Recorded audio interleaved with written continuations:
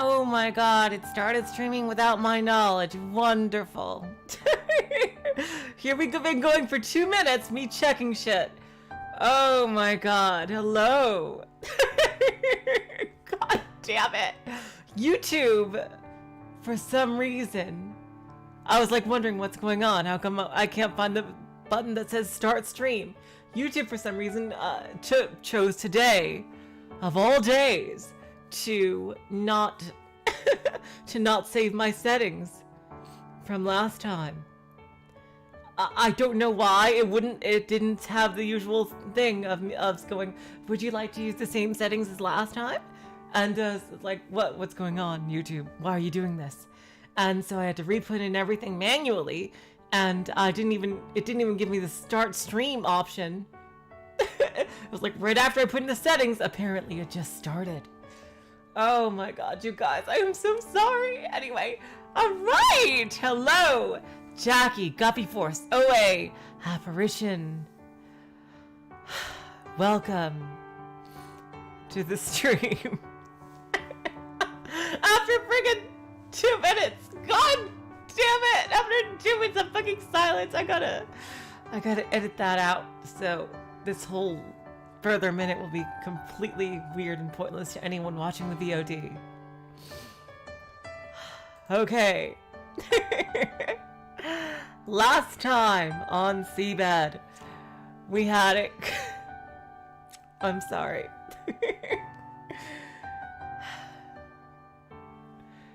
We had a bunch of crazy shit happening, including supernatural shit! Yes! Okay, if that's with the chat, if I edit it, okay, I won't, no way. I'll just put a note in the beginning later that just feel free to skip to the first, to the 2 minute mark. Oh my god, last show at Seabed, Narasaki had an insane supernatural encounter in the tips. And oh my god, that is so fucking reassuring, because I was scared. You guys were telling me that the tips were taking place in the future, and that would really, really suck, because even if after all this, like, say there was nothing supernatural going on beforehand, and Takako had just lost her memory, and then eventually she made her way back to Sachiko, and we had a touching reunion, and then all of a sudden, oh, by the way, she died from a disease. Like, oh my god, I was so scared. I was so scared. I thought you did anyway. I don't know. Oh jeez, I was so scared.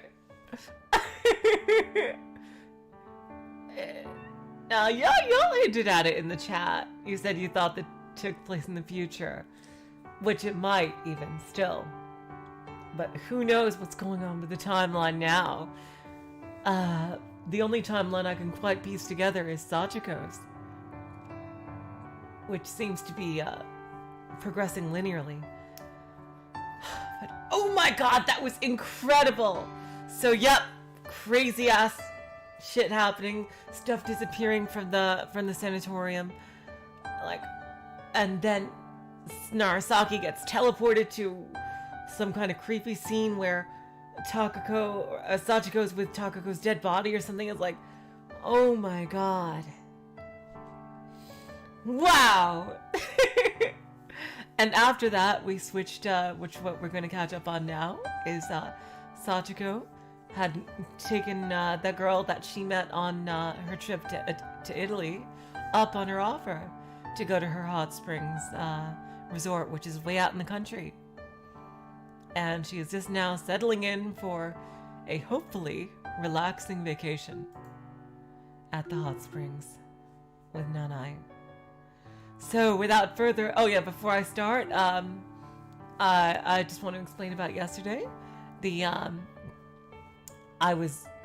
am so sorry about missing the stream yesterday. I just was struck with an incredible wave of tiredness, and you know, my significant other has been telling me, you know, you're not sleeping enough, you feel tired during the day, and every once in a while I think I gotta catch up on my sleep. So I do think that what's going to happen is today is essentially going to be a sort of bonus. And tomorrow I will have, there won't be a stream tomorrow as usual. But on Thursday, we're going to get right back with another episode of Seabed. There won't be, Higurashi would have been skipped essentially. Which is fine because, to make room for Chaos Head, Higurashi's slot needs to be stretched out as far as it can go. And I don't feel like messing with the schedule too much. So I figured that would be the best way to do it. So, essentially, nothing would...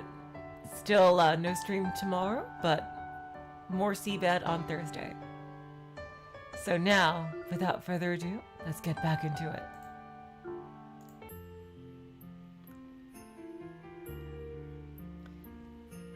The white porcelain cup made an elegant clang as I put it back down on the saucer. Oh, that's right. I remember that year. I came back and found the entire place covered in heaps of snow. Hardly something I forget, considering how little it snows around these parts. Time sure flies, doesn't it? That was how Nanai replied when I brought up the year we met. Thank y'all for showing me around at that time. Who knows where I would have ended up without your help. Oh god, that's right, Nanai showed her around. Thank you for showing me around at that time. Who knows where I would have ended up without your help.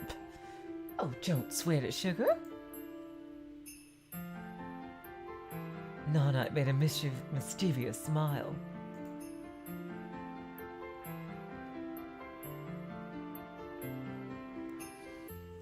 The blackwood table in the middle of the dining room had engravings of ivies and cosmos flowers on its sides. It was supported by spindle legs whose shape reminded me of dewdrops. So, do y'all like it? Like what? Our mansion. Yes, it is quite something. I'm glad it didn't disappoint. I expected a smaller place since you told me you managed it alone. Oh, I'm not really doing it alone, sugar. My aunt is also here. And during peak seasons, we hire part-timers from town to help out. Unfortunately, we don't have a hot spring on the premises, so there ain't that many customers around this time of year.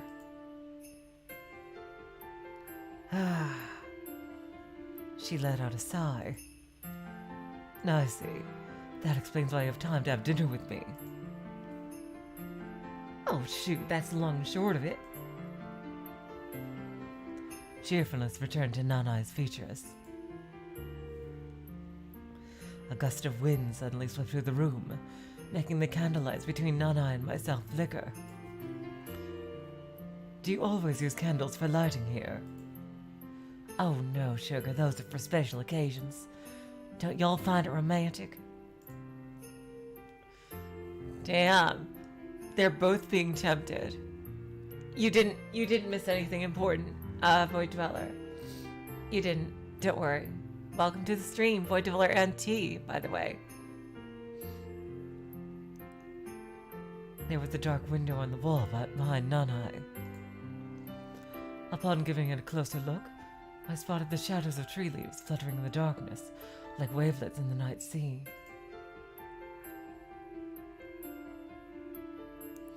With the table taking almost the entire space of the relatively narrow candlelit dining room, I felt almost like I was in the cabin of some western ship.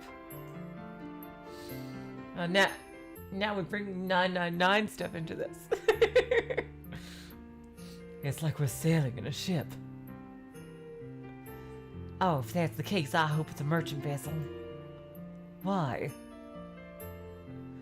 Oh, it costs a fortune to transport all this furniture from overseas. I see. Have you acquired anything new lately? Oh, shucks, a few things as usual. Our ship's not departing tonight? Oh, we're resupplying on water and foodstuffs right now.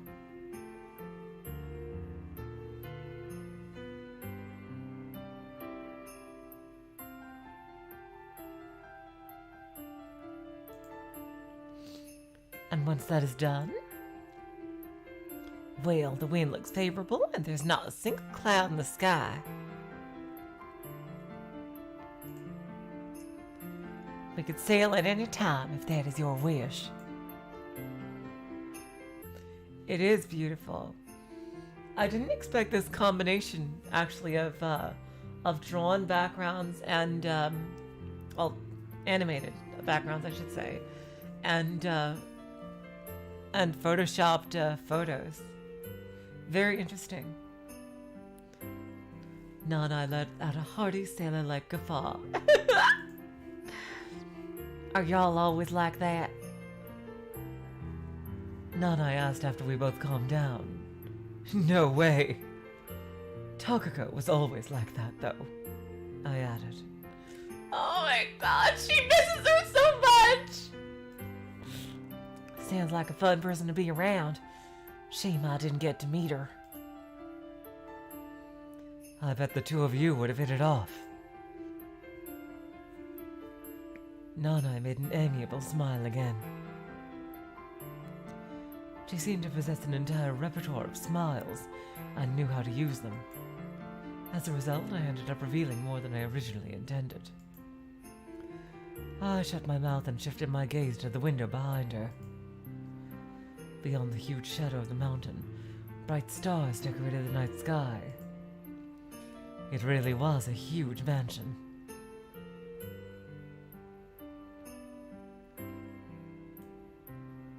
God damn it, like, this... There we go, just trying to adjust everything. All my windows got moved for some reason.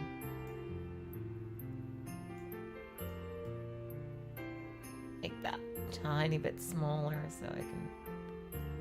There we go.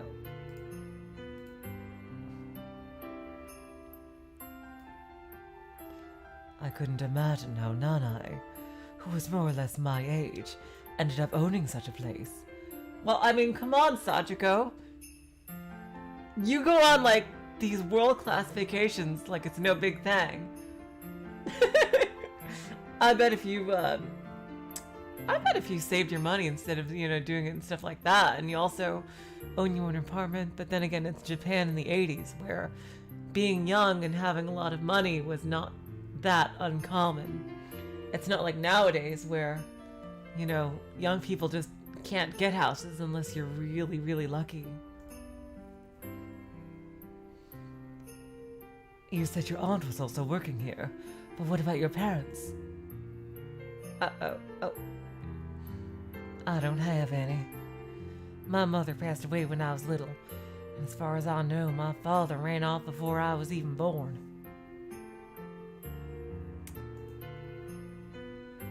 Nanai said that as though it was nothing. I see. Nanai made another smile, perfectly attuned to the situation. It didn't seem like she was bothered, so it wouldn't have been odd for me to apologize. Not knowing what to do, I shifted my attention to the food.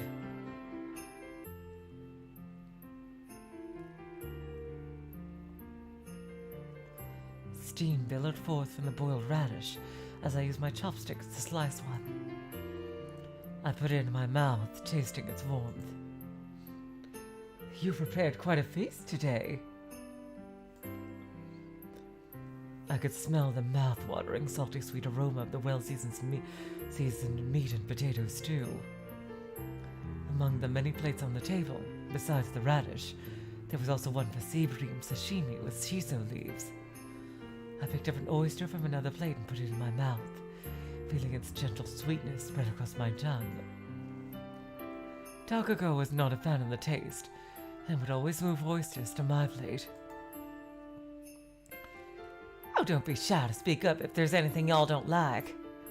And and y'all don't need to eat everything. I'll happily finish your leftovers.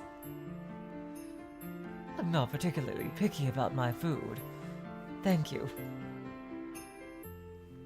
I felt the slippery texture of the oyster in my mouth. A mellow sweetness enveloped my tongue as I bit through the flesh.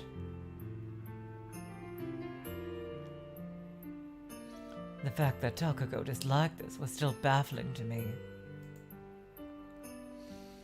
I let my gaze settle on the flickering candle lights up in the gently swaying chandelier as I reminisced.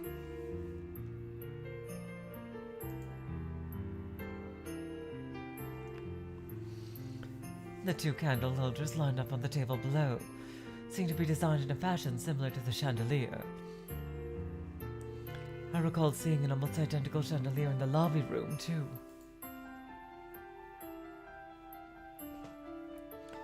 Gentle orange light illuminated the room. Did you find any good furniture that day?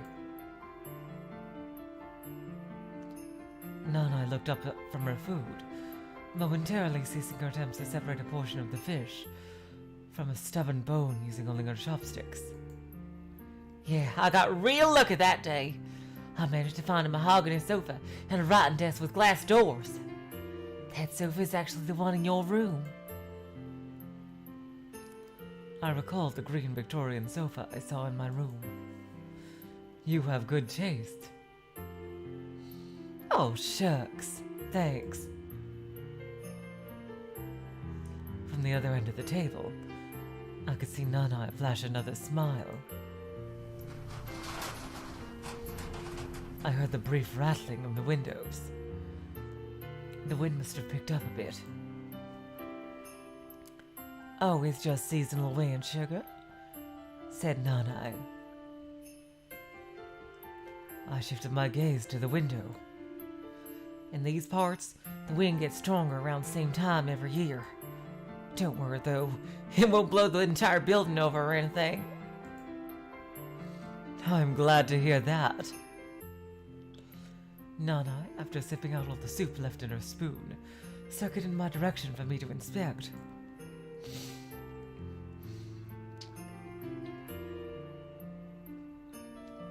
The good thing about antiques is that they can stand the test of time. Look at this spoon, for example. It's been around for half a century, and with enough care and maintenance, it'll stay in tip-top shape for another 50 years, no problem. I'll tell you what. Nanai showed me the other side of the spoon by rotating it in her grip. In the past, these things weren't as common and expendable as they are today, so every article was made with care by an actual master of the craft, rather than machines. I see.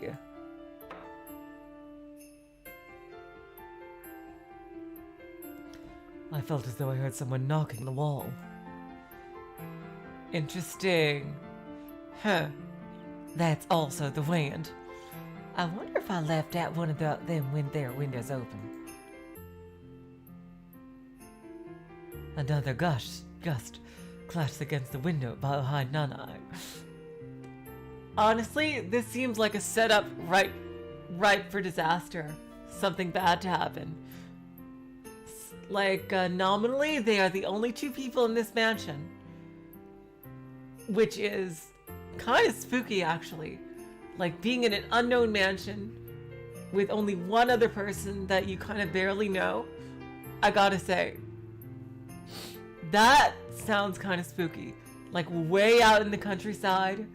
Like, far from any kind of help. Or, like, not even in the middle of a town.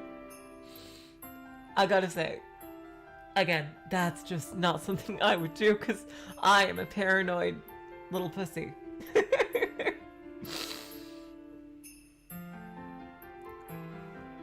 Exactly, Jackie. Everybody knows that in Western style mansions that are in remote locations, nothing ever goes wrong, especially in visual novels. So, I mean, there's really nothing to fear.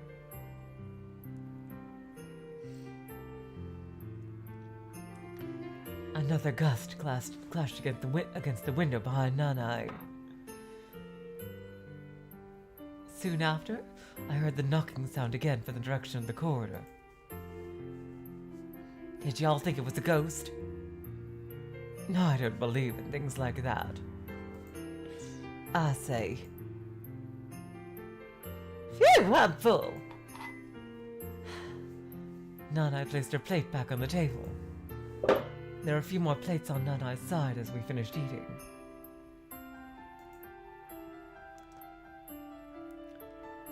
Whew, y'all really ate it all. This is nothing. If anything, I'm still a bit hungry. Oh. Whew, I mean, you really ate it all. Oh, yo, sugar, this is none. If anything, I'm still a little bit hungry. Looking after an inn requires quite a bit of physical work, you know. Oh, besides, sugar, this is dinner. Oh, God. I'm scared. We heard the same knocking sound from the corridor. Oh, God. Oh, this is scary. Want to go and look around the area tomorrow? I can show y'all around.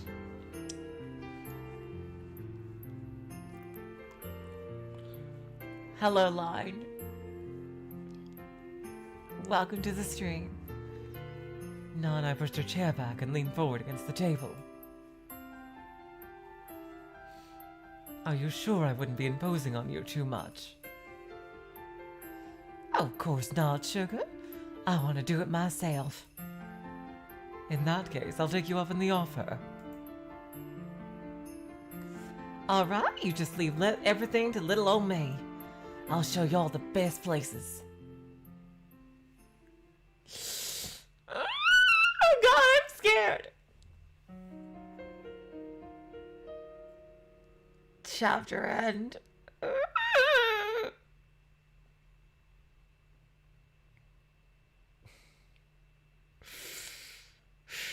Is this nighttime? Okay, this is the next day.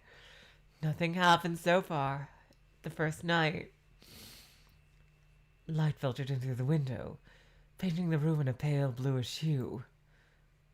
The window seemed to have frosted over during the night.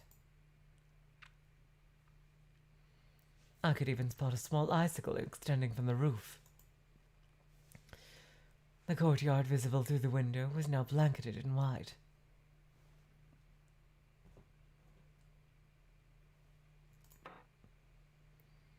I heard the floor creak.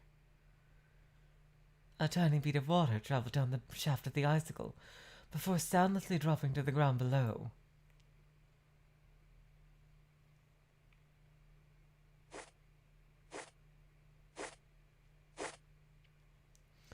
Okay, now this is clearly a 3D picture. It's a better tree than in Pokemon Sword and Shield, at least. But the building looks amazing, I gotta say. The withered grass crunched like shaved ice under my feet. No music. There was a small hill with a camphor tree in the center of the courtyard. Its branches extended from its trunk in complex patterns reminiscent of lightning, forming an awe-inspiring canopy that sparkled beautifully in the morning dew. A tranquil silence fell upon the area, giving the impression that the entire world had entered a deep slumber. The flower beds surrounding the hill had all withered in the morning sun. A gardening cart that had been forgotten nearby was half full of rainwater. I kept listening as the frosty air chilled my skin. One of the tree branches shuddered, sending drops of dew to the ground. I looked up and spotted a small bird with a long tail among the leaves. I continued listening. Uh-oh. This time, I heard a knocking sound. I knew it. It's not the wind!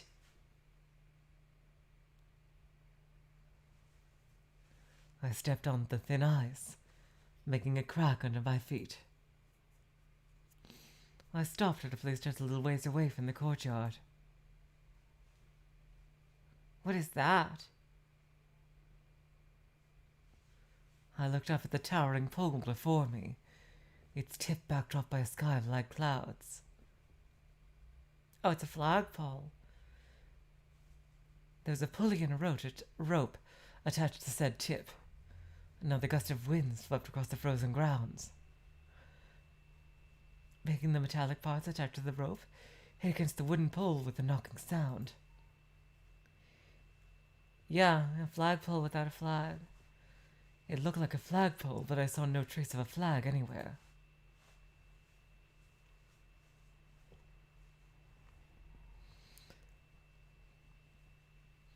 I spent a few moments looking at the noisy pole, trying to imagine what kind of flag it once bore, when I suddenly heard something else.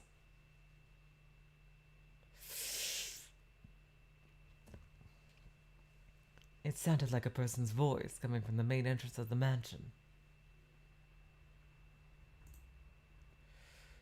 I thought I heard Nanai's laugh.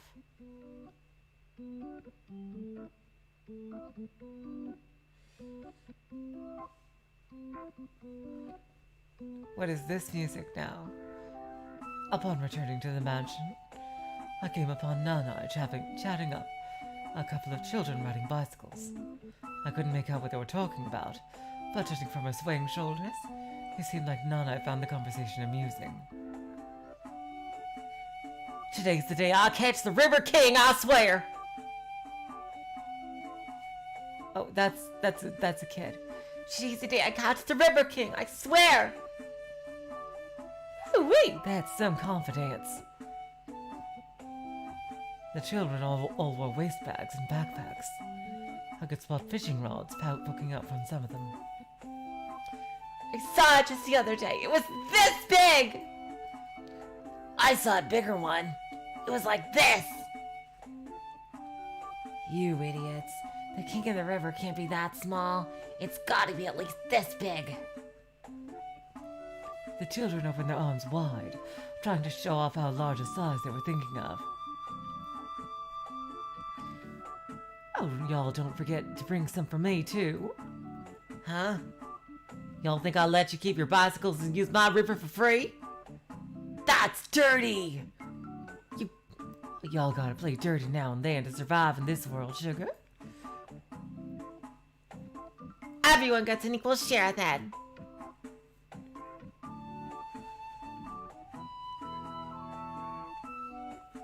With that, the children began pedaling their bicycles and rode off towards the woods. Oh! I'm having a guess right now, so don't forget her share either. Seriously? It was a mistake to stop here. Nanai sounded another one of her hearty laughs. Oh, y'all be careful out there. She waved the children goodbye. Oh, good morning, sugar. Oh, good morning. Oh, good morning, sugar. Nanai looked behind her shoulder in response to my greeting. Oh, they're kids from the town. Apparently they plan to fish here today, said Nanai, noticing me stare at their receding backs. What were you talking about? Food. We might get some fresh fish for dinner tonight. I see. Well, provided they may manage to catch anything, that is. You could have taught them how to make a bamboo net. That's a good idea, but those kids don't know when to stop, so... Nanai shrugged her shoulders.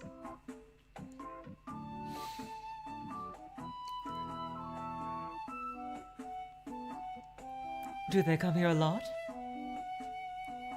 Oh, plenty of places to play around here. Mountains, rivers, lakes. This area is open to the public. Shoot, we even have a library.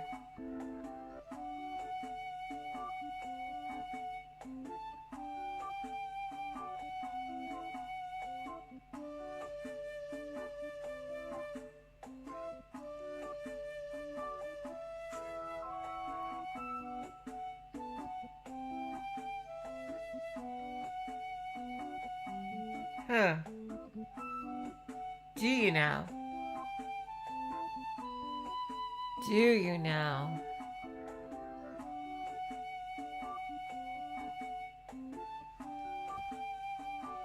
I wonder if some Shutter Island type thing is going on around here.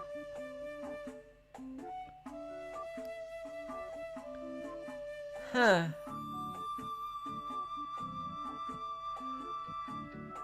I wonder what's going on. This is such a fascinating story. And it's making me say this with the majority of it being slice of life, but also quite enjoyable slice of life. Seriously, I wonder if this is related to the sanatorium.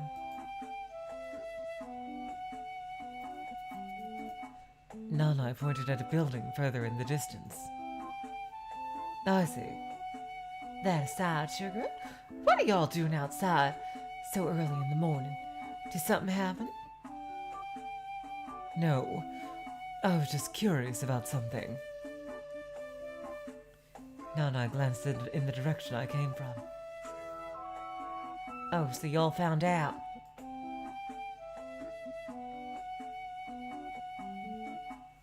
Only because of this windy weather. Might have been a different story otherwise. What's going on? Found out what? I was planning to let y'all enjoy the mister for a while longer. Damn this stupid wind. It ruined everything on the first day. What is she talking about? Another breeze swept across the courtyard, carrying some leaves and a few leftover golden petals from the withered flowers. And there was that knocking sound in the distance again. Nanai let out another guffaw. Damn it, but, we haven't solved it yet. Y'all okay with toast for breakfast? If you have hot coffee to go with it. Oh, of course we do, Sugar. I'll prepare it right away.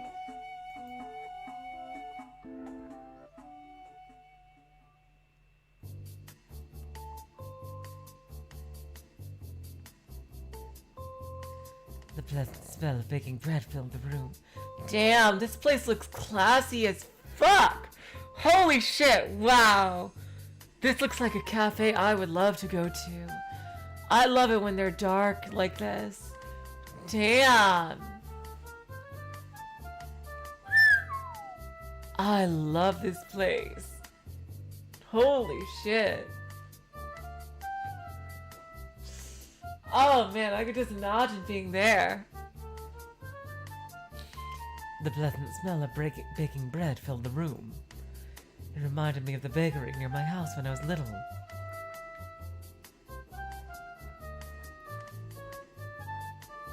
I used to buy bread from them every morning. Their entrance had a huge pink sign in the shape of a rabbit. I held a tray, a pair of tongs, and some money. The fragrant scent of baking bread, the sweet aroma of fresh confectionery, butter and jam would completely overwhelm me. After a few moments of hesitation, I would always pick melon bread and sausage rolls. Oh my god, back to Takako! Oh god.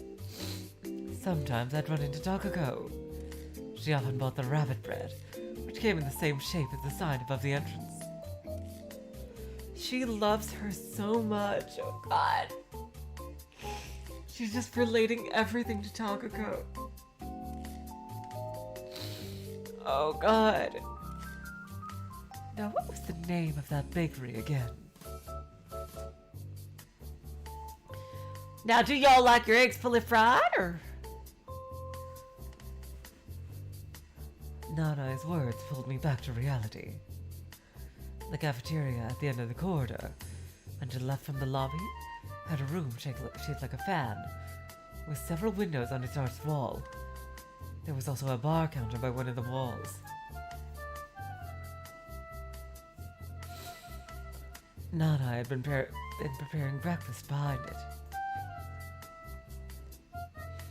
I'll have whatever you recommend. I'm not picky about food. Oh, all right then. Then I'll do yours like my own, fully fried.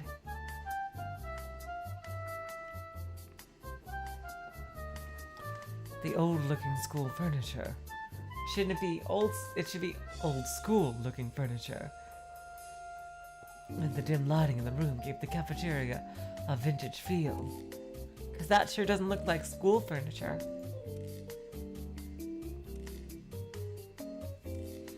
It reminded me of the cafe I used to frequent. Through the window, I could see the leaves of the tree in the courtyard. I'll go with almost fully fried. Okay.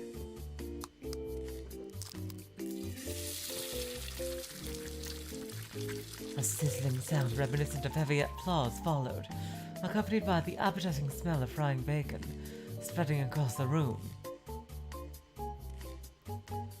I watched the apron-clad Nanai do her work behind the counter. After confirming the temperature of the frying pan, she picked up 2 eggs from a bowl, broken open with one hand. Damn! She's an experienced chef if she can do that. Then dropped both into the pan.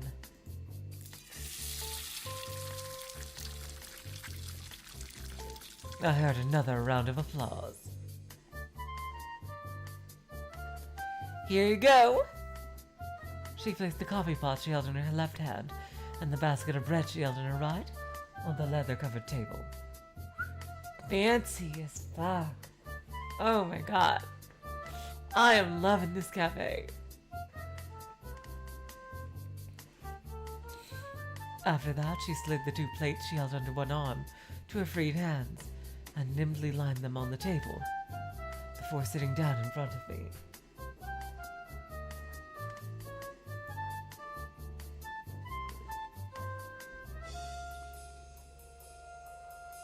You're pretty good with your hands. Oh, y'all just have to figure out how the center of mass works. Anyone could do it with a little bit of training, sugar. Would y'all like some more coffee? Yes, please. Speaking my language. As I waited, she refilled the cup I had emptied with a fresh serving of steaming coffee, then placed it in front of me. Well then, let's eat. Itadakimasu! Yes.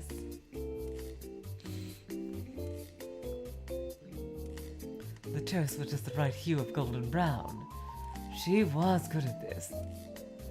Using my knife, I scooped up some butter from the jar Nanai handed me, savoring its alluring fragrance. After spreading the butter on her toast, Nanai placed some cabbages, some bacon, and a fried egg on it. When she was done, she began nibbling away at the bread. Ooh, didn't turn out too bad. She said that with her eyes closed while confirming the taste. The wet cabbages sparkled in the light. I placed only a piece of fried egg on mine before taking a bite. Oh, hello, David Lohman. Welcome to the stream. My teeth penetrated the crunchy outer layer and reached the soft, warm insides.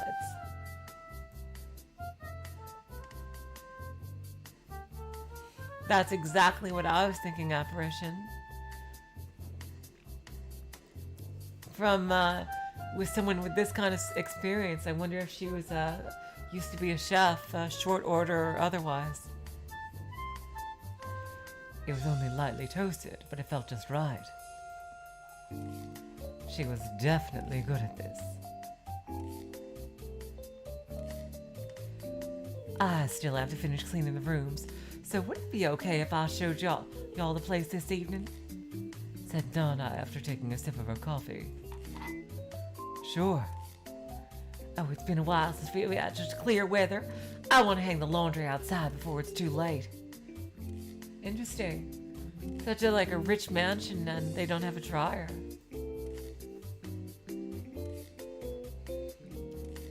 After letting out a sigh, Nanai leaned against her chair and stretched her neck.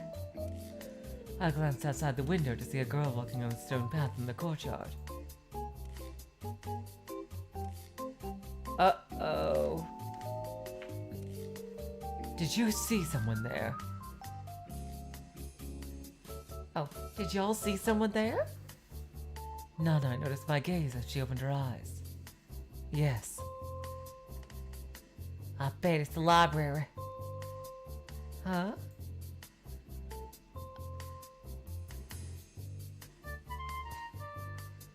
There's a library building just next to ours. Really, Guppy Force? Interesting. I did not know that. Huh. The books there are pretty old, but since it's a big place, it has quite a selection. As long as you don't want anything modern. If y'all like reading, you should check it out. Huh.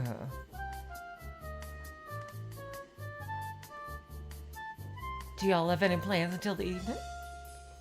Not really. I see.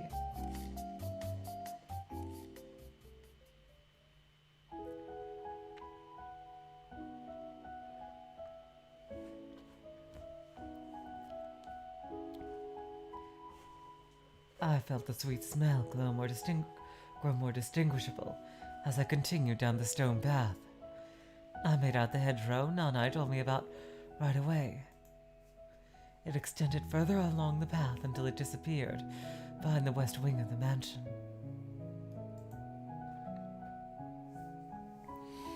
I continued down the path, covered by golden petals, until I saw a round roof beyond the hedge. 2 large wooden doors barred the entrance to the library.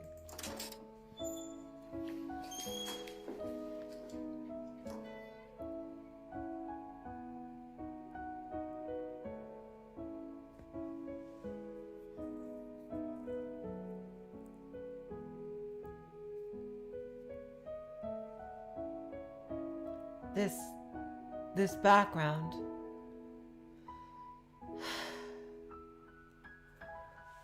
I swear, you guys. Oh my god. What? Is it the same library? Was I correct? Wait a minute. Is this the same library? I don't know. It's possible. This is insane. Oh my god. I slowly pushed one of them open, making its rusty hinges creak in response.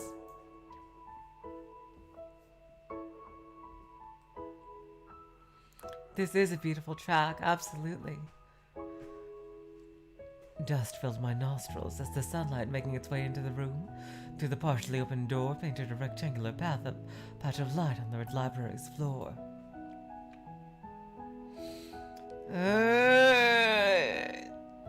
I don't know if this is the same place or not. Oh my god. The spacious, cylinder-like room had bookcases lining its walls.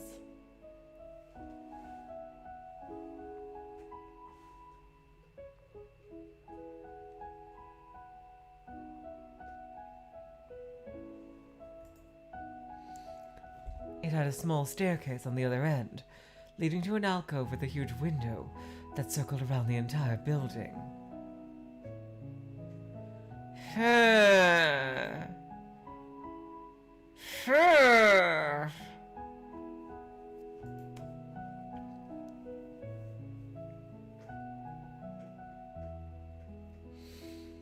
The dome-shaped ceiling had a circular window, an oculus, in the middle that let slightly more light into the otherwise relatively dim interior.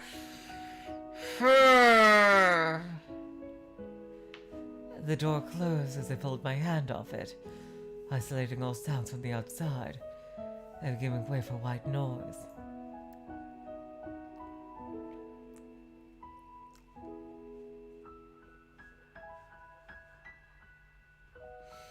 The middle-aged woman at the counter turned her gaze to me.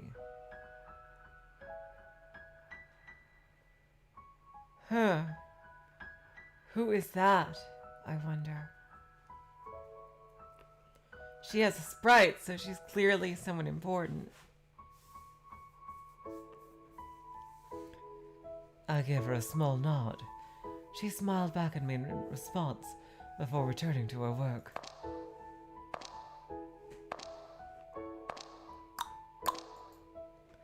The clicking of my shoes was the only sound bouncing off the round walls of the interior. For some reason, it felt somewhat slow to my ears.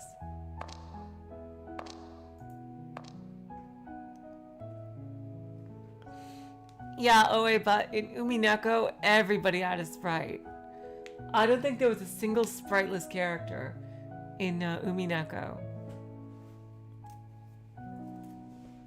Umineko is more of the exception rather than the rule.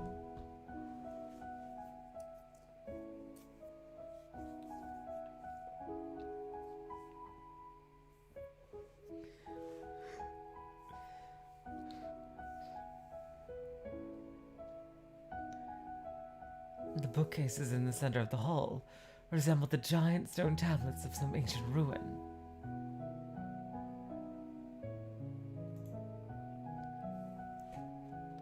Okay, nobody who was in more than one scene, I think, didn't have a sprite. I'm fairly certain of that. In Umineko.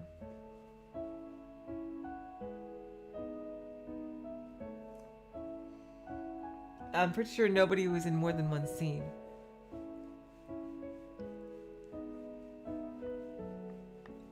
At the very least.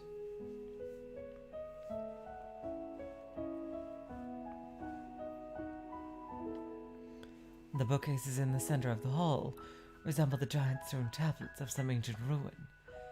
The light seeping in from the ceiling illuminated a few of them, making the grains of dust in the vicinity sparkle in silver. I tried opening one of the books, but it was from a publisher I'd never heard of.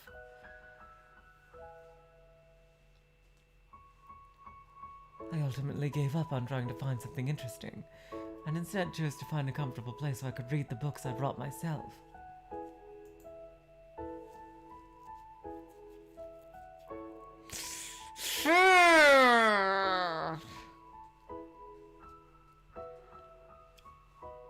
Seriously, it really seems like this might be this place. Somehow.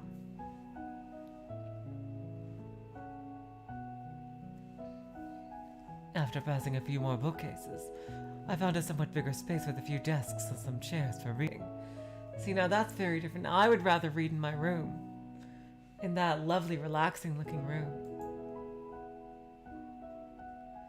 Some books and a whole heap of notes rested on one of the desks. Oh, who is she? Beyond the desk, I spotted a girl on a stepladder, looking at one of the shelves.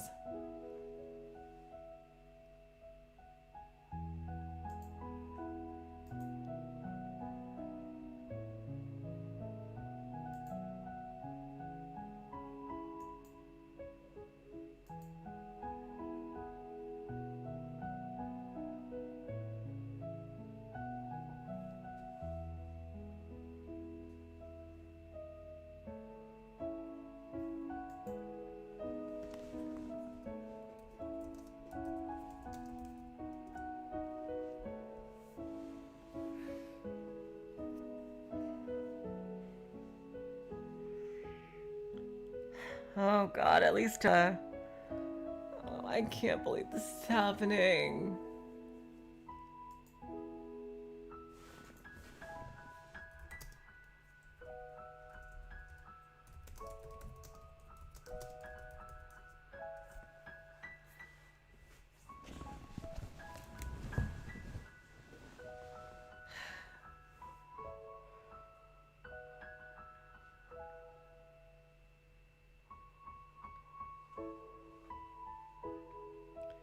What is going on with the internet?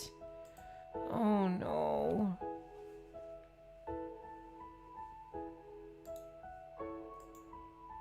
Oh, is it back? I think it might be back. Oh, yeah, I'm getting a green signal again. Thank God. I'm so sorry, you guys. I don't know what went wrong. Okay, anyway. What did it skip? I hate it when that happens.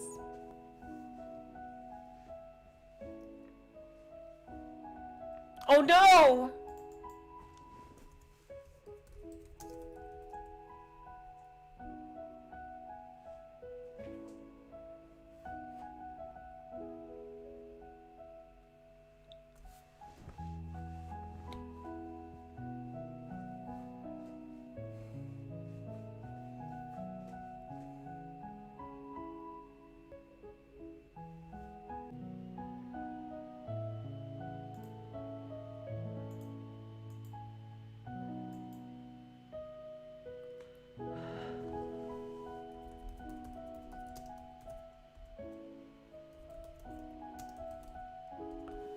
I am so sorry. I am so sorry about this, you guys. Oh God. Oh my God, I'm so... Oh God. That's the counter from the Higurashi Let's Play that you guys don't usually see, but it pops up whenever I start up OBS. I am so sorry. Oh God. I'm getting green for now. Ugh.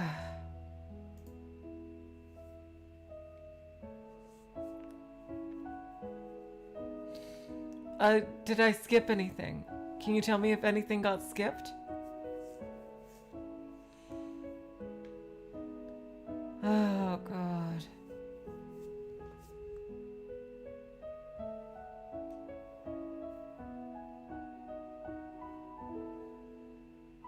Nothing was skipped? Okay, fantastic. Let's get back into it. Again, so sorry, you guys. I am so sorry. Beyond the desk, I spotted a girl on a stepladder, looking at one of the shelves.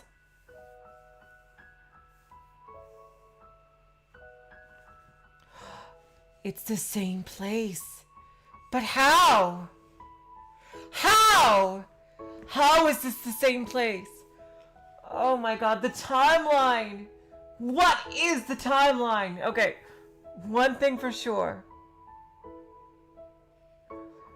One thing for sure. Sachiko's timeline we know is linear. That's the I am not OA. And I've done plenty wrong, but thank you for that anyway. Oh God. The timeline of this is insane. The only thing we have to go on linearity-wise is Sachiko's chapters. Because this is just... Oh my God. Wow. It's the same place. It's gotta be. So, wow. Anyway, I found a one-person desk next to the window. I sat down and took out some of my books. After removing my silver bookmark, I began scanning the text from the right.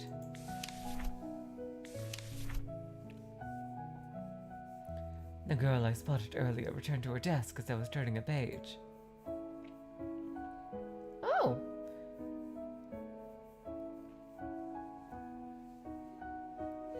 I wonder who she is.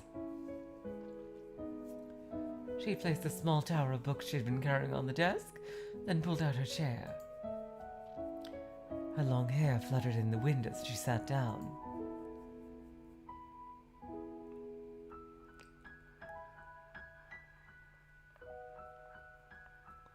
Without so much as giving me a single glance, the girl opened a large book and placed it in front of herself, hiding her entire frame from view.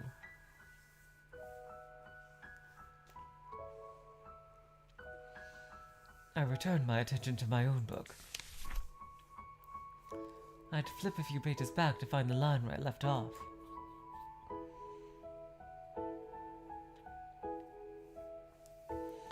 The fluorescent lamps on the wall illuminated the page.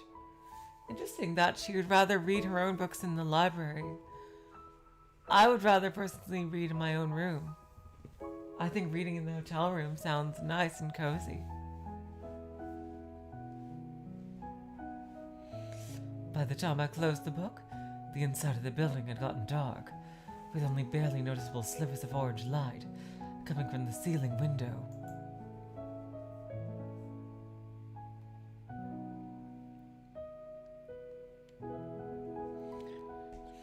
The girl was still at her desk, jotting something down in her notebook.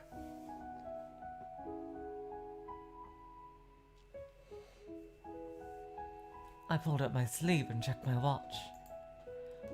I stood up, pushed the chair back into its place, and left the library.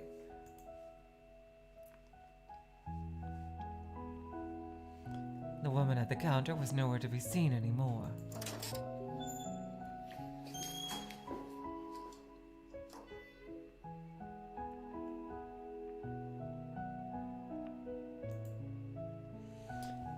pulled one of the doors open with another loud creak, and had a gust of wind blow straight into my face, propelling the sedentary dust of the room back into the air.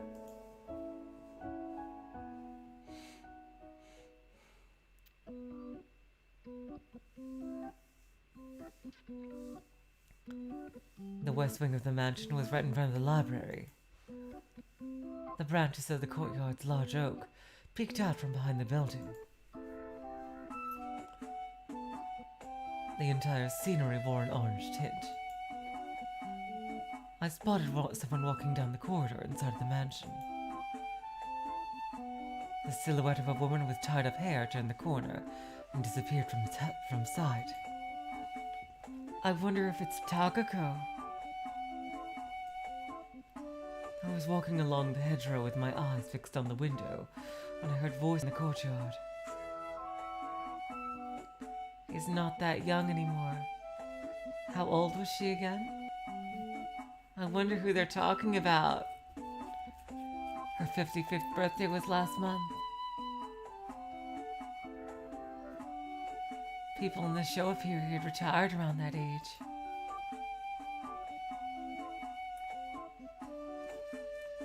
Nanai and a man wearing blue work clothes were talking in front of the back door.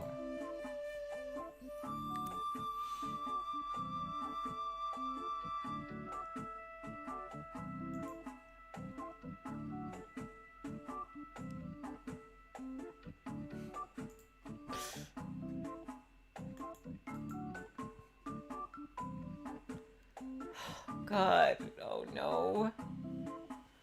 I'm so sorry, you guys.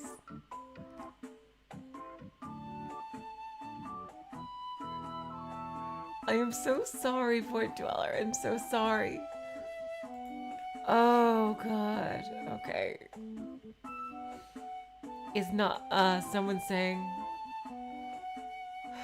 Oh, my God. It skipped text on this screen. Okay.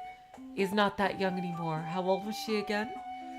Her 55th birthday was last month. People in Showa period retired around that age. Nanai and a man wearing blue work clothes were talking in front of the back door. Lightly touching the brim of his hat, the man made a small bow to Nanai before turning around to leave. Nanai noticed me and turned the handle to close the half-open door. Oh, hello, Sachiko. What was that? I was just paying for the gas. What were you talking about? Oh, nothing. Just some local gossip. I was just about to go to your room. We promised to have a walker together. I hope you didn't forget it. What about your duties? Oh, I've already finished all that there was to do, and my guess is that y'all have already been to the library. Yeah. I'm glad you found a place to relax. She cocked her head and gave me a light smile. Can I come like this?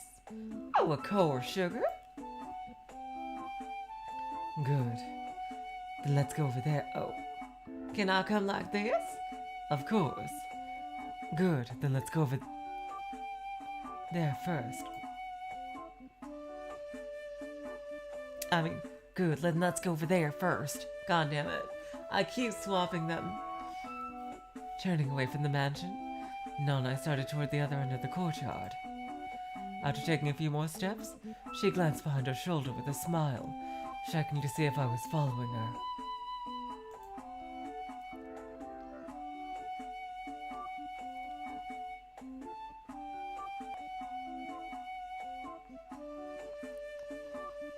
We continued down the path stretching beyond the library, and all the way to the forest in the mountains. Look, it's a camellia.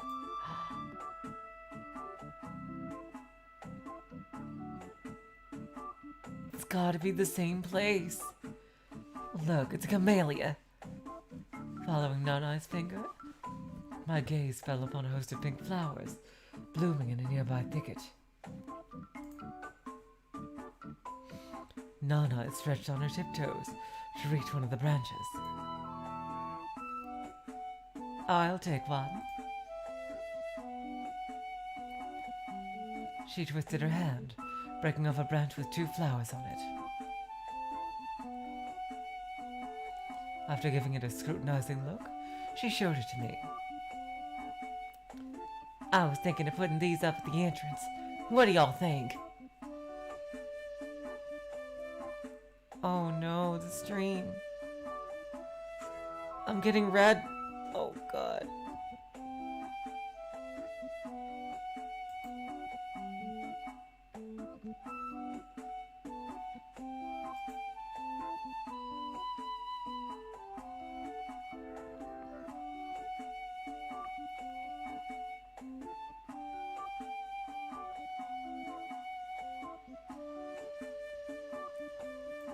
Okay, it's stabilized again. Okay.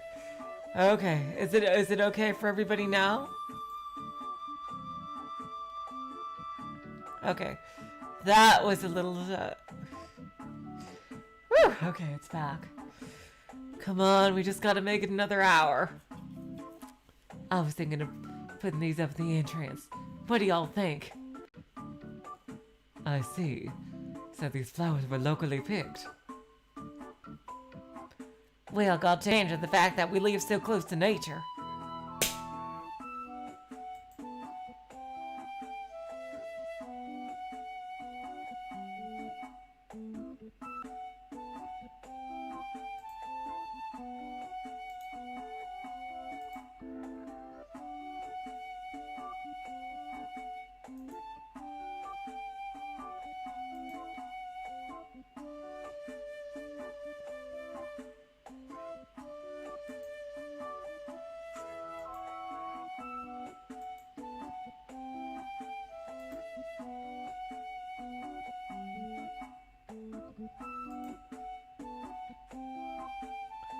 God, this is just maddening.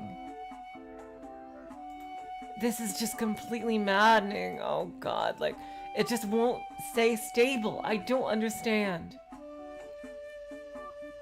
why it doesn't stay stable. This is just completely ridiculous.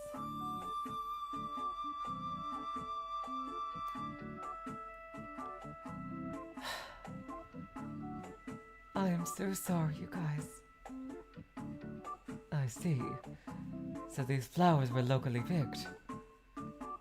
Well, gotta take advantage of the fact that we live so close to nature. It does make more civilized things like shopping a bit of a pain, though. She hugged the branch to her chest.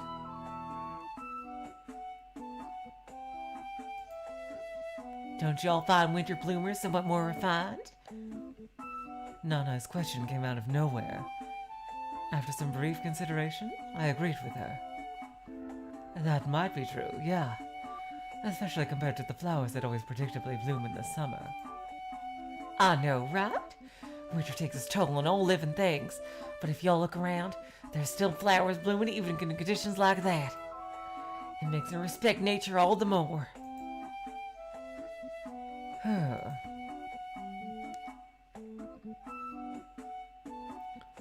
Oh, I'm seeing some Japanese camellia blooming over there.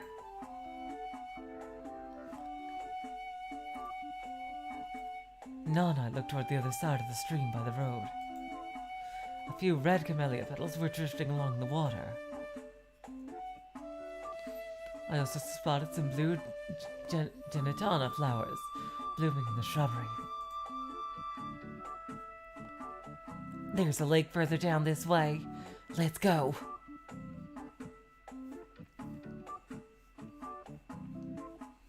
We passed through a dark thicket and came out onto an opening with a lake.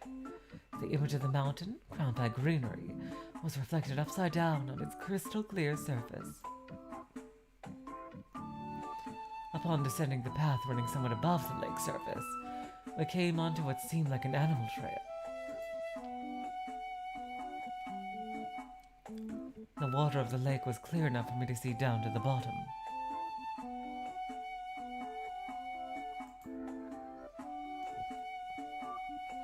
The surface was calm, with only the odd breeze disturbing its stillness from time to time. Oh, can't see him today. Nanai was looking toward the lake with one hand above her eyes to block out the sun. Following her gaze, I saw a row of ducks sailing on the water. Were you looking for a bird? Yeah, I spotted some unusual ones just the other day.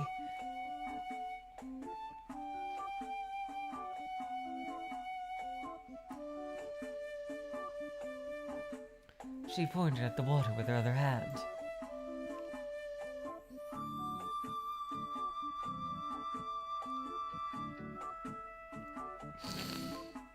Honestly, OA, I had to read it like 2 or 3 times to make sure it wasn't that. Jeez. Y'all can see those ducks by the reeds, right? Yes. Those are mainly Eurasian widgeons, and with a few Eurasian coots mixed in. The ones with brown heads are widgeons, the black ones are coots. I can also see a couple with white spots on their beaks. Those are coots. I see. Every bird that quacked or squeaked in the background, none I named. The same went for each unique type of grass or bush we passed. Is it okay if we make a little detour? Asked Nanai around the time we reached the middle portion of the path by the lake. It gets slippery here, so be careful.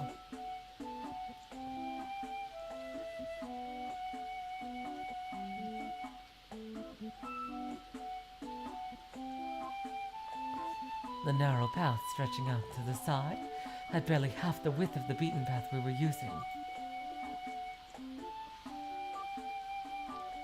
The steps leading up the hill were basically just a bunch of moss-covered rocks, aligned in a row.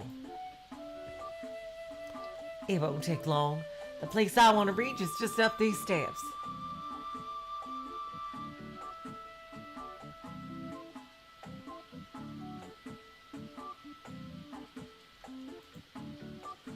Nanai took a step up the rocks and stretched out a free hand toward me. As I took hold of it, Nanai easily pulled me up in a surprising display of strength.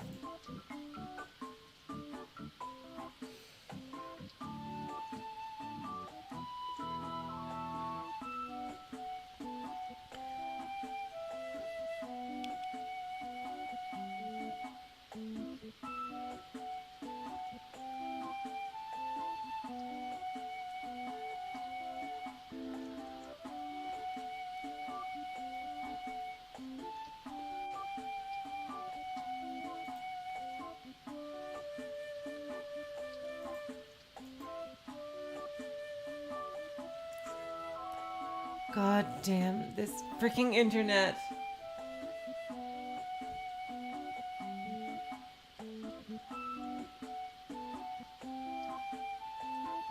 Huh, OBS was showing orange. Never showed me that before. And now it's yellow and green again. Okay. Okay. I am so sorry, you guys. The internet is not agreeing with me today for whatever reason.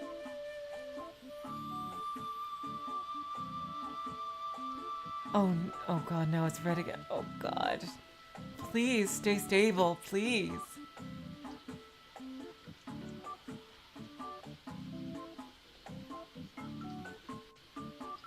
No. Come on, no.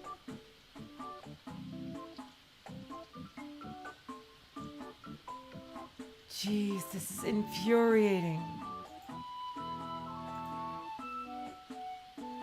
The sound of running water intensified as we climbed upward.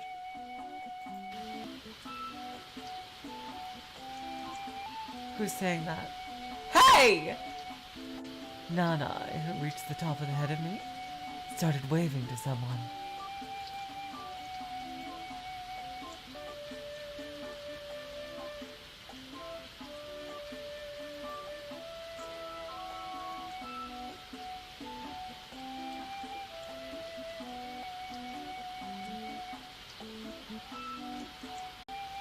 I'm gonna restart. Oh. Now it's super high KB again. Here we go. It's green. I'm going. Hey! Nanai, who reached a stop ahead of me, started waving to someone. Oh, it's Nanai. I came to see how y'all were doing. Oh, it's the kids, I see.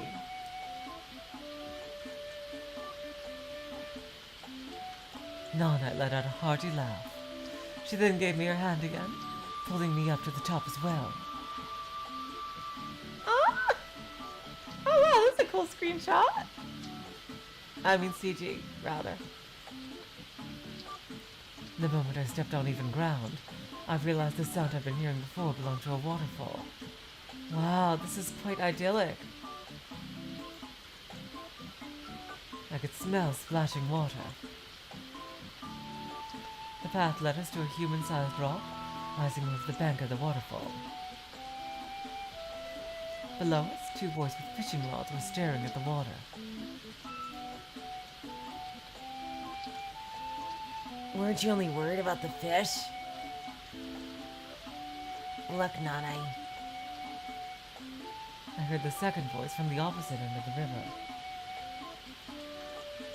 A third voice seized a rope dangling from one of the trees, and after taking a few steps back, swung across the river.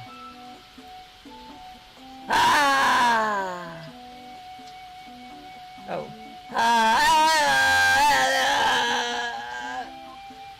He sounded a Tarzan-like howl and painted a wide arc in the air, before landing on another decently sized rock further away from us. The rope and the tree branches it was attached to creaked under his weight. He let go of the rope and began energetically waving at us. Hey! I don't want to see y'all ever doing that again! What if you fall and break your neck? What am I gonna say to your friggin' parents? Jesus H. Christ on a stick. Huh? The boy pressed his fingers against his cheeks in an attempt to mimic the exaggerated expression of a certain Munch painting.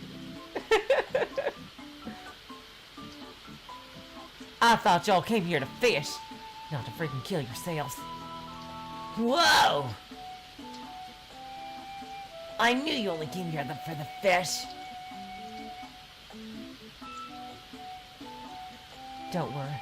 I love y'all just right next to the fish.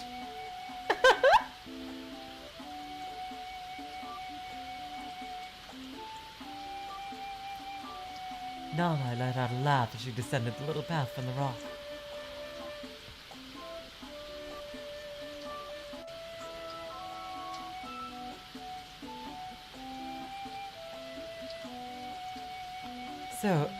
So, did y'all catch anything? Huh? Don't you guys feel colder all of a sudden? Sent one of the boys at the bank with a smile. Yeah, I think it's about time we started packing up. Replied the boy that crossed the river.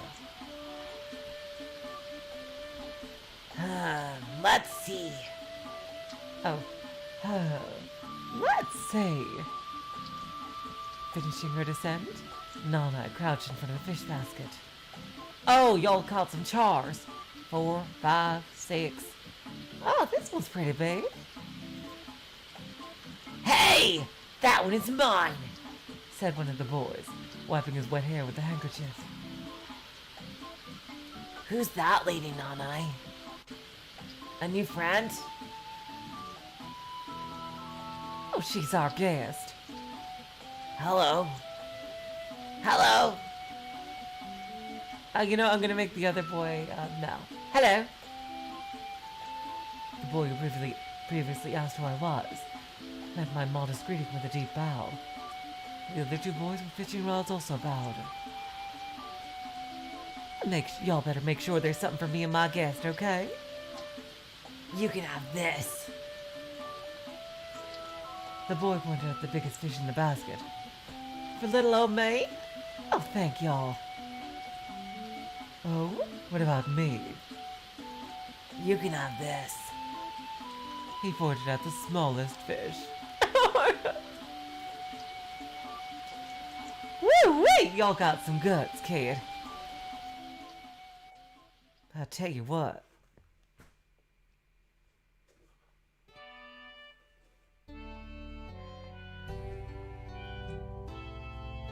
Now y'all better make sure to head straight home.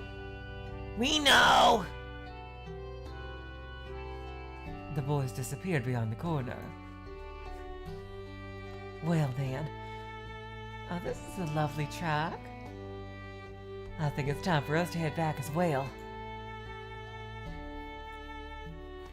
With that, she turned towards the direction of the mansion. We took a road alongside the mountain on our way back. Nanai carried a bundle of winter flowers under one arm, while holding the basket of fish we received from the children.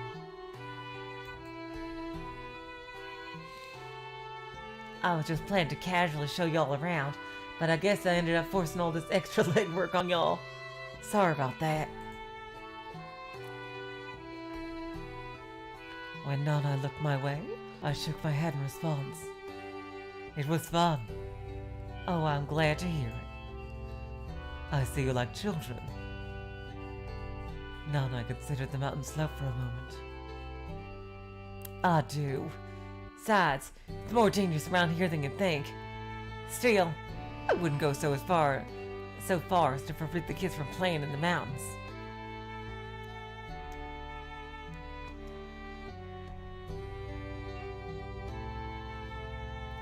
I know the parents of all the children that come here, so I can't help getting worried every time a group is late to return.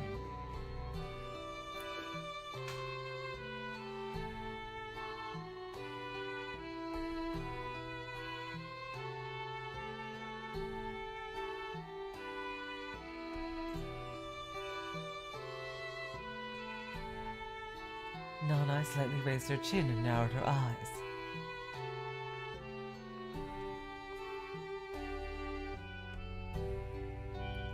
The part of the sky she gazed at still had some faint remnants of light blue. The moon above was full and shone with a bright, dazzling silver.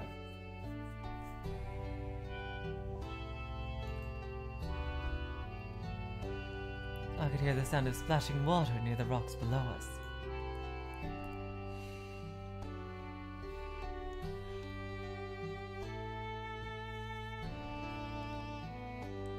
The river, too, was clear enough to see through. The rocks resting at the bottom sparkled in the moonlight. From time to time, a fish with black spots would swim by as well. Look, a halcyon. A colorful bird flew along the calm stream. The feathers on its back glittered in blue, even in this lighting. I wonder if it's trying to catch a fish. I think so. They tend to land on the branches above the water, and once a fish passes by, they instantly make a move on it. When there are no conveniently placed branches, they hover above the surface. They're well known for their incredible ability to track down and catch fish. I see. This one seems to be really good at this job, too. Just look at how steady its flight is. Sometimes, you can see them have trouble matching the flow of the river, jerking back and forth. I imagine they eventually learn how to do it correctly by watching their parents or siblings.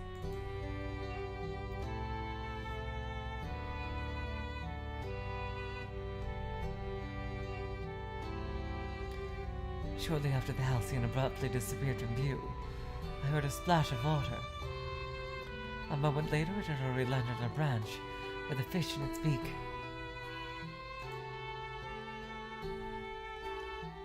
Oh, woo! We were lucky to see that. Indeed. The trees littering the mountain slope on the other side of the river had crowns the color of autumn. The sky above them had now turned completely dark. Yeah, let's grill this fish when we get back. We can make sashimi out of the big one, but most river fish go better with salt, said Nanai after a long period of silence. You're the boss. What? Sorry. Yep, she does remind me of Takako. What'd y'all say? Your energy and easygoing attitude reminded me of someone. Oh? How so? She was an oddball too. Oh God. The huge irony is that Sachiko went on this vacation to kind of try to let go of Takako. But she loves her too much. She's just seeing Takako and everybody and everything.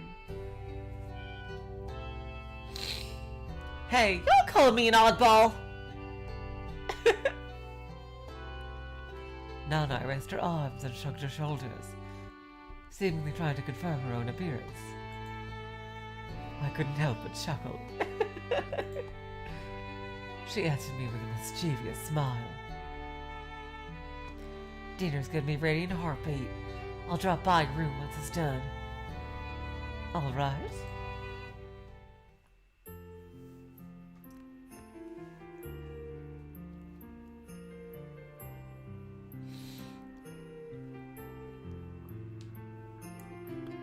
A whole bunch of plates lined the table in our cabin today.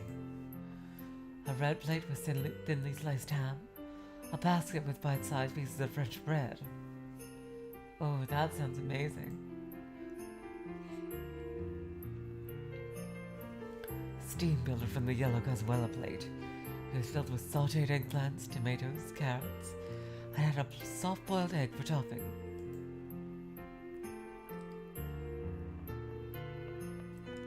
The plate with lamb steak and a garnish of fried potatoes and cabbage. In the middle of the table rested a plate packed with chicken paella. And finally, at the side, I spotted the salt grilled char we received earlier today. Yeah, she's made paella. I was going for a somewhat Spanish dinner tonight. Nanai pulled my chair back, gesturing for me to sit down.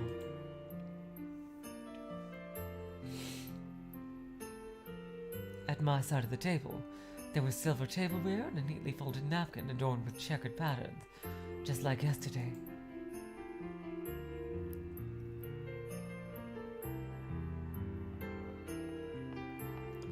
Did you make everything? Nah, I just grilled the fish and made the paella. The rest was done by my auntie.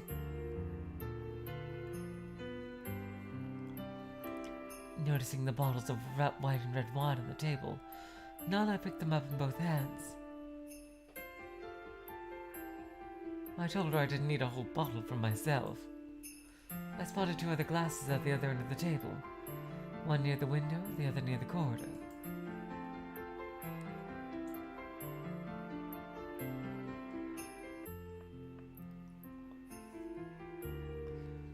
I wonder if that's for the person I saw at the counter in the library. Yup, that's her.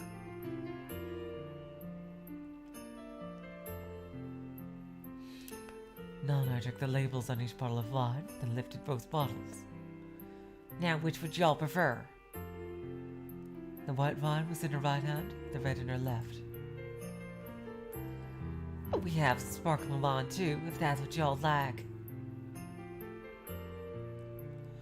I wasn't too particular about wine, so I ended up picking red on a whim.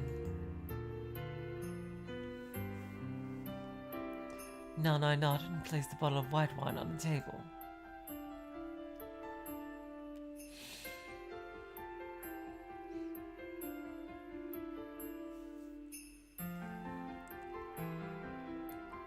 I grabbed one of the mini breads and broke it up into 2 pieces. It was still warm inside.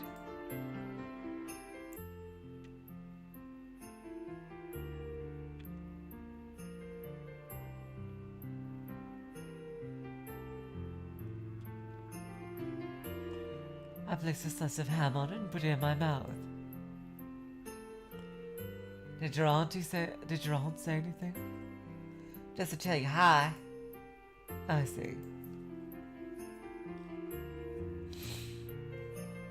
I placed a new slice of ham on the other piece before popping it into my mouth. That bread is good, isn't it? I nodded with my mouth full. We import the dough directly from Spain. It has a very fragrant smell. Auntie used to live in Spain for a while. Sometimes she gets all nostalgic about those days, and that's when I got treated to some delicious bread and ham. I see. The char is going to be delicious too.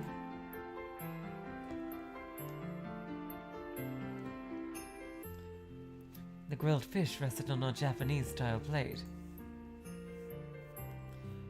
Ingredients straight from the farm.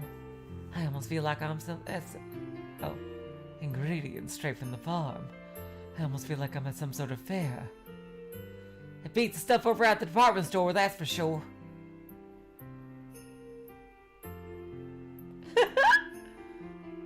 Nanai sounded a laugh. I picked up my chopsticks and took a piece from the fish's stomach area. The tender yet crispy piece melted in my mouth. It's good.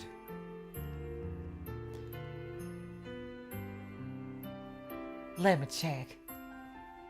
Nanai took a piece of the white flesh for herself and put it in her mouth. She slowly chewed it for a few seconds before gulping it down. Woo-wee, that's hot as hell! But pretty nicely done otherwise. Do you happen to have a sensitive tongue? Well, I wouldn't go that far.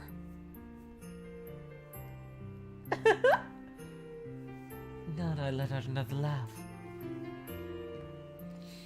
Her smile seemed a little wooden.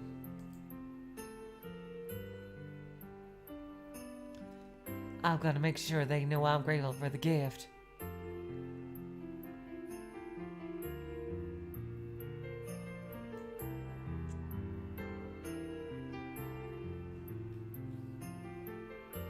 Yeah, I'll thank the kids the next time I run into them. Oh, god damn it. I think I swapped them. I've got to make sure they know I'm grateful for the gift. Yeah, I'll thank the kids next time I run into them. I saw something interesting, too. You're actually a closet sadist, aren't y'all, Sachiko?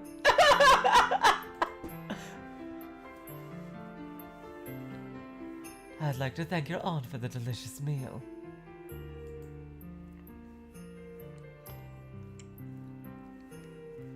Oh, she definitely loved that. But I think she's already gone to bed, so maybe do it some other day. Keep wandering around the place and you'll eventually run into her, I'm sure.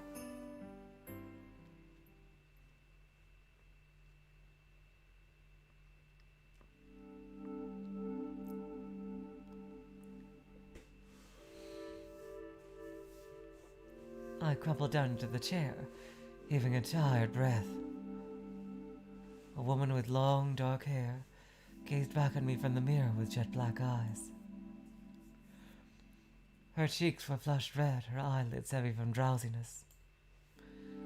The woman's dark, flowing locks fell onto the white towel, resting on her shoulders. Maybe I should cut it shorter.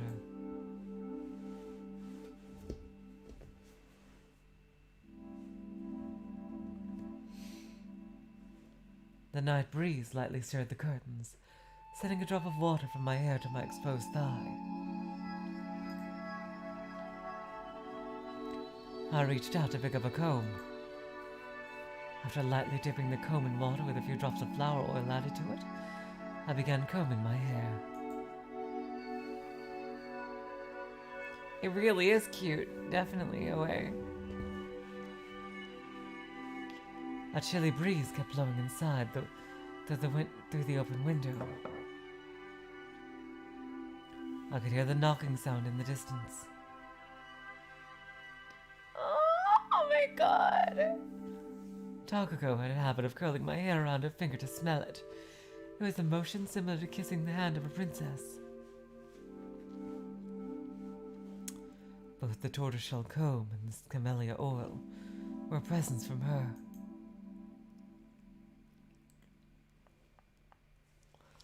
She might have disappeared, but part of her seemed to remain with me.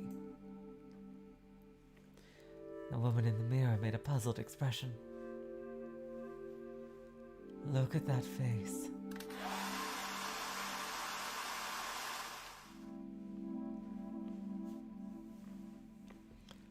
I turned off the hairdryer and placed it on the dresser. I stood up, took my pajamas out of the carrier bag, and got dressed. After circling around the bed and opening the cabinet, I found a light pink insect repellent tape in an otherwise empty drawer.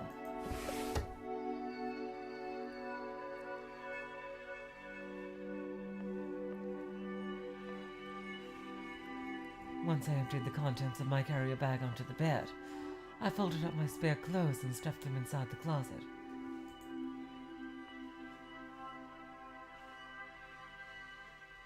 As for my toiletries, I left them on the nightstand in the bathroom. I returned the lighter carrier bag to the ground, and with nothing else to do, sat on the bed.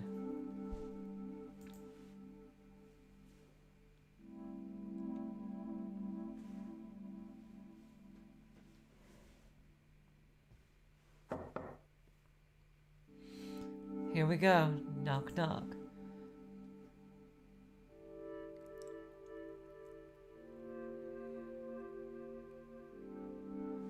Yep, here we go. The knocking sound I heard earlier did not belch into the night sky. Instead, it seemed to have been reverberating in a narrow space. I looked at the window to see curtains folded calmly beside it.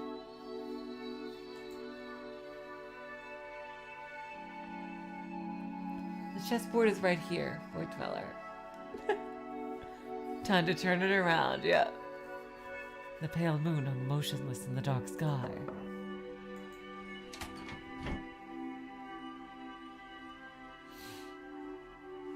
I turned the knob adorned with the chrysanthemum carving and stepped outside. The branches of the oak tree cast dark, twisting patterns on the floor through the window. God, this is spooky. Click, click. Yep. To my right, I spotted a girl that resembled Takako descending the stairs. I began following her, eventually breaking into a dash. Even knowing my loud footsteps could wake someone, I still wouldn't stop.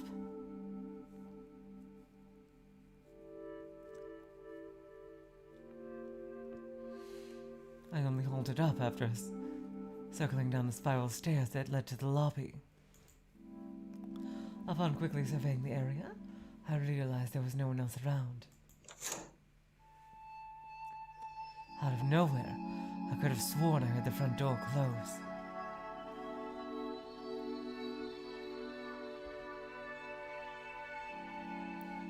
I hurried to the door, turned the knob, and stepped outside.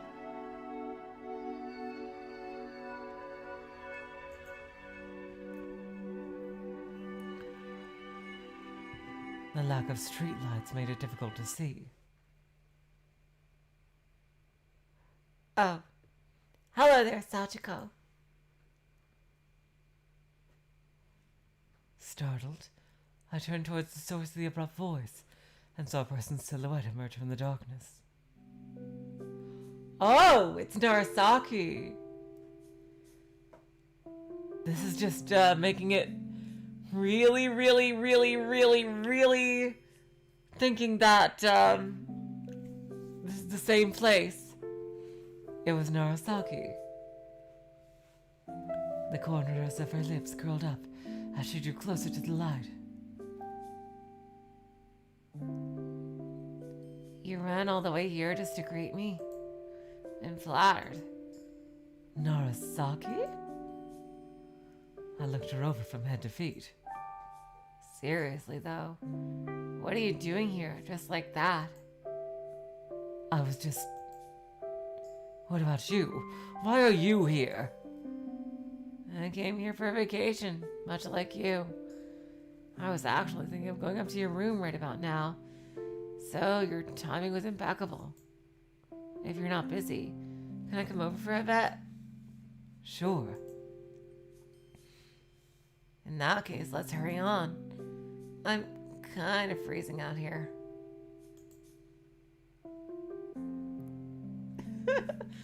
Narasaki made a brief smile and entered the mansion ahead of me. Same, Void Dweller.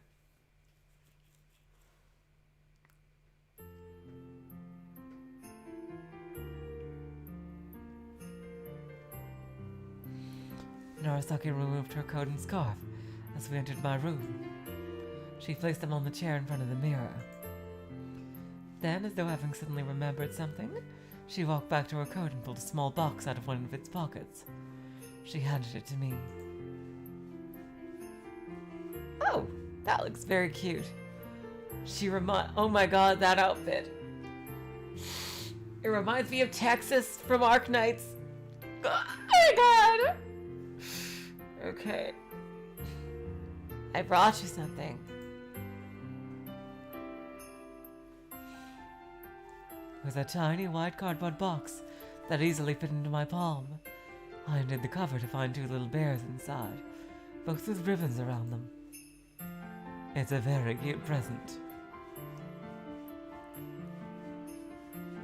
One bear was white, wearing a frilly one-piece dress, while the other was brown and dressed in an apron. Pretty nice craftsmanship there, eh? They have clips on their backs and magnets on the inside. You can basically use them to attach pieces of paper to a whiteboard.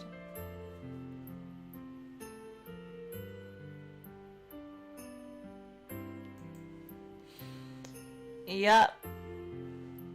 Plus, it's a +2 if she's Elite 2, but I don't think I don't think she's leveled up that much yet. Apparition. Yeah, we've got some more DP. Huh. So they're not just for decoration. After looking at the bears some more, I closed the lid. Thank you. I'll make sure to put them to good use in my office.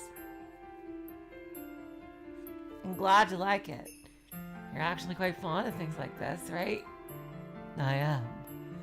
Though I don't really buy them myself. Thought so. Narasaki made a satisfied smile. I placed the box on the side table next to the bed. Are you thirsty? Yeah. Do you have some hot coffee in here? Only if you're fine with instant. I'll take what I can get.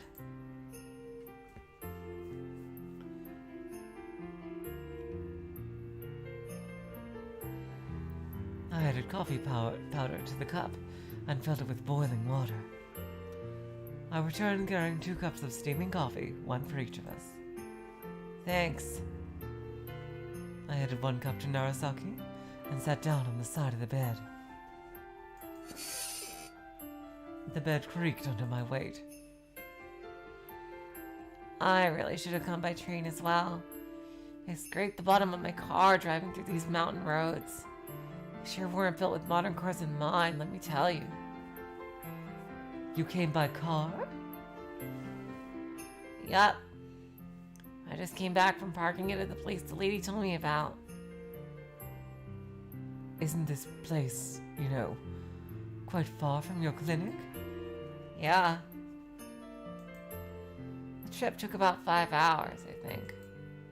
Portion of which I must have wasted getting lost on these damn roads. Considering most of them aren't even on any maps, they were a total pain to navigate. Red flag! The train brought me straight to the foot of this mountain.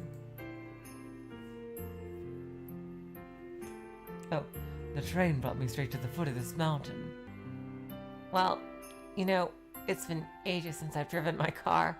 Beats blasting loud music with their windows open as we speed through the highway. After drinking half a gulp, Narasaki once again leveled her gaze with mine. Did I surprise you?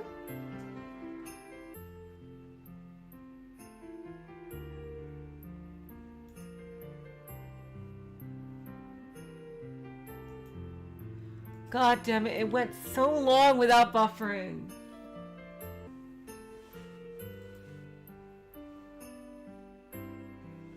It's in the middle of the night. Oh, I don't think they can answer phones.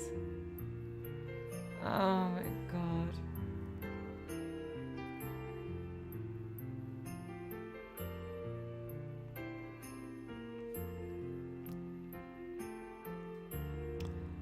Oh my god, this is infuriating. Like, it's late enough that I'm probably gonna, after this scene ends, I'm probably gonna save.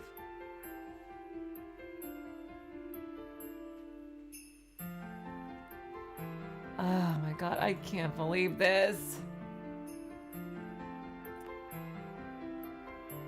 It was going so well for so long. And then it had to fuck up.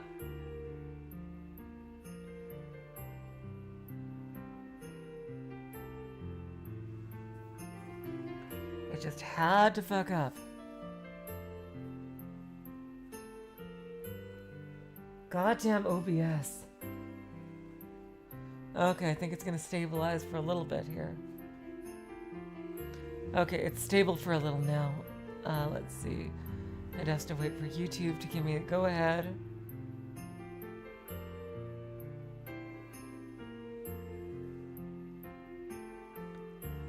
I think things should be okay for now. Yep, okay. Did I surprise you? Yes.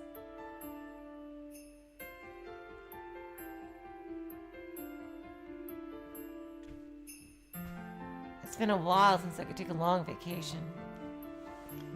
Originally, I planned to spend it in Hawaii or Guam, but I couldn't get this off my mind, so...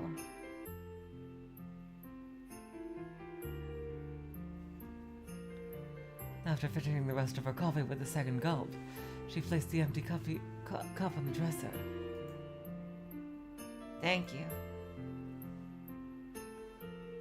You're welcome. Narasaki waved her hand like it was no big deal.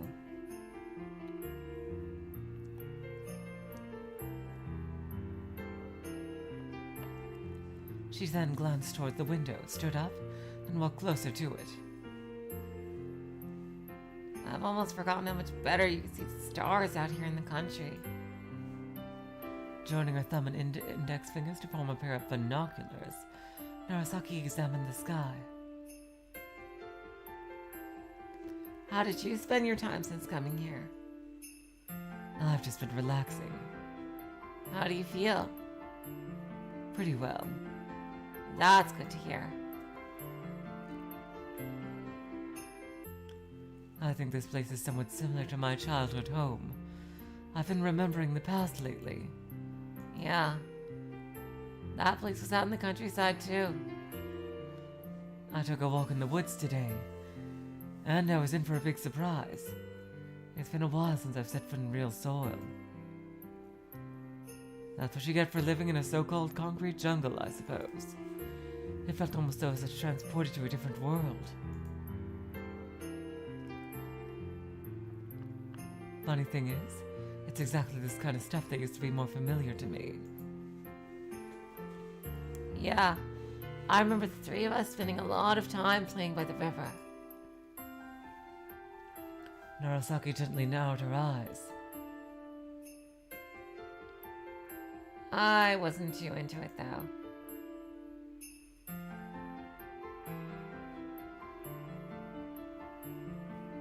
Well, I guess it was usually Takako who wanted to go on adventures.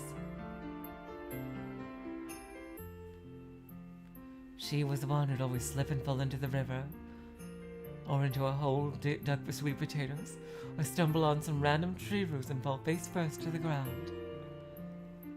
I remember that we always had to explain to her parents what happened. One time we even had to carry her to the hospital.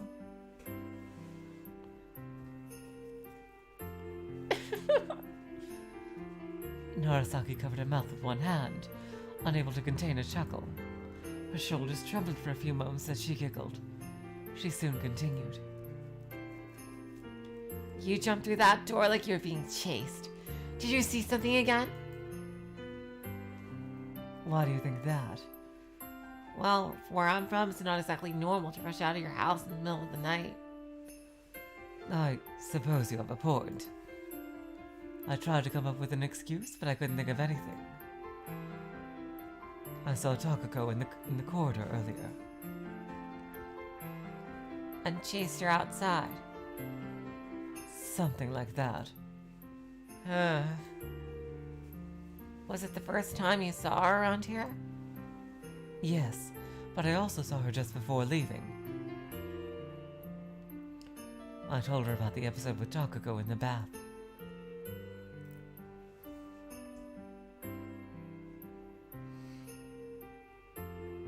After giving her a detailed explanation about everything I did that evening, I briefly summarized my conversation with the hallucination.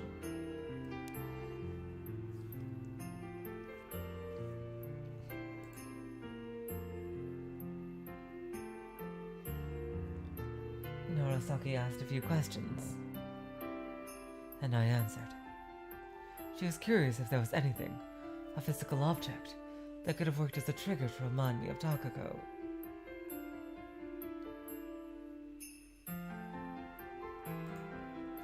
After thinking for a while, I told her that the rubber duck might have been it. Narasaki agreed.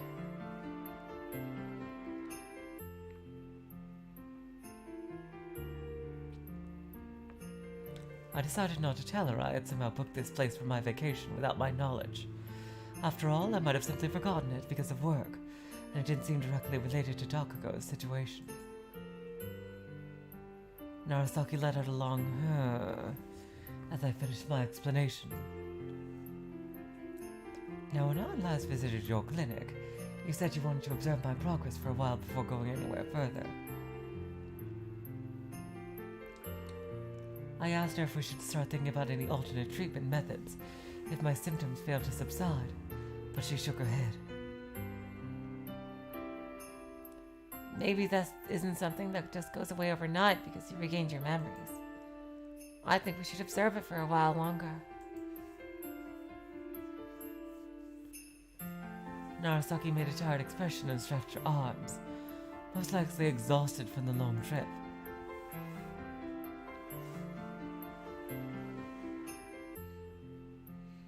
I looked away and tried to remember Takako from earlier today.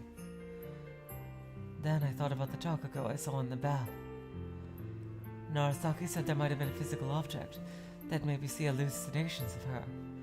In the earlier case, it was most likely the rubber duck in the bath.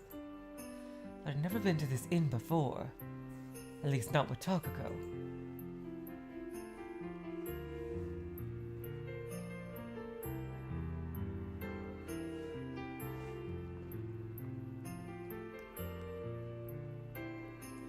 Can the whole town function as a trigger? Maybe I saw her again because the place reminds me of our old home. It's possible. Or maybe it's something you brought with yourself. I thought about my luggage for a moment, but I was pretty sure I didn't bring anything that used to belong to Takako. I gave up on continuing along that train of thought.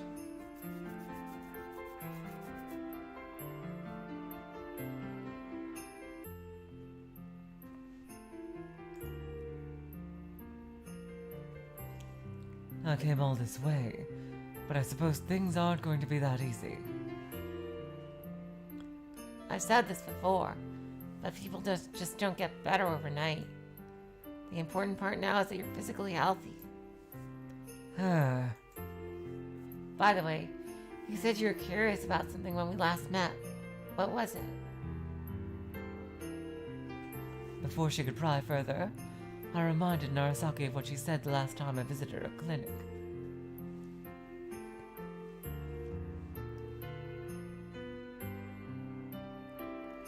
Narasaki pointed at the clock next to the dresser. That aside, don't you think it's gotten a little late? Shouldn't you go to bed? I should.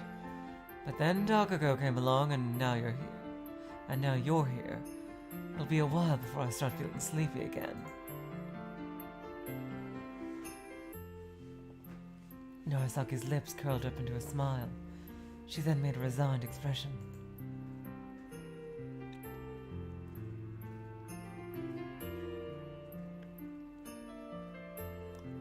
She placed her right hand on her chin, like a detective from an old movie. Void Dweller, it seems like those take place in a different timeline or in the future or something. The tips. After seeing that, I glanced at the clock again and changed my mind. Well, maybe it's okay. Well, maybe it's okay.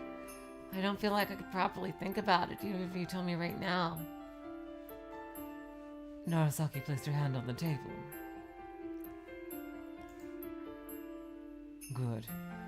I'll be here tomorrow as well. We can talk about it at any time. There's no need to rush.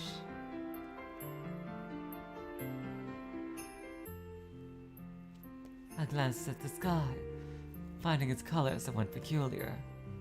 It seemed as though someone had spilled green and yellow dye onto an indigo canvas, laden with stars. Huh. Only the round silver moon hung clear in the corner of the sky. I realized that Narasaki was looking at me through her finger binoculars. What?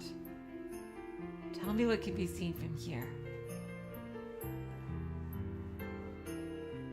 I gave her an apprehensive look, but she said it was just a little psychological test. Me?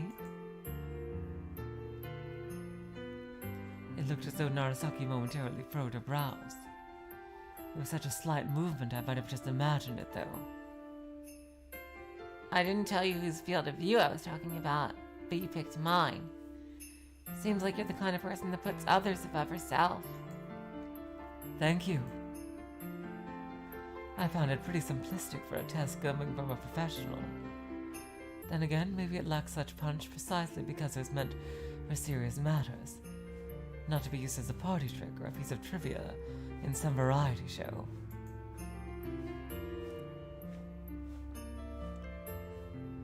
By the way, did you meet that person you met in Italy? Nanai? Yes.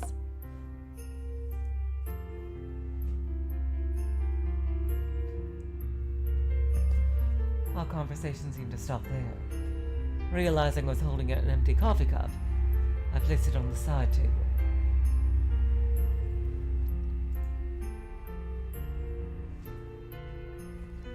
I went out on a walk with her. We picked flowers and watched some children fish along the way. That must have been fun. Yes. Nanai smiled a lot. I'm sure she enjoyed it. I was talking about you. My lips curled up slightly as I recalled today's walk.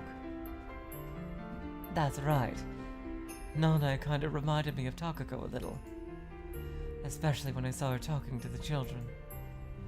Oh? I hope I can meet her too.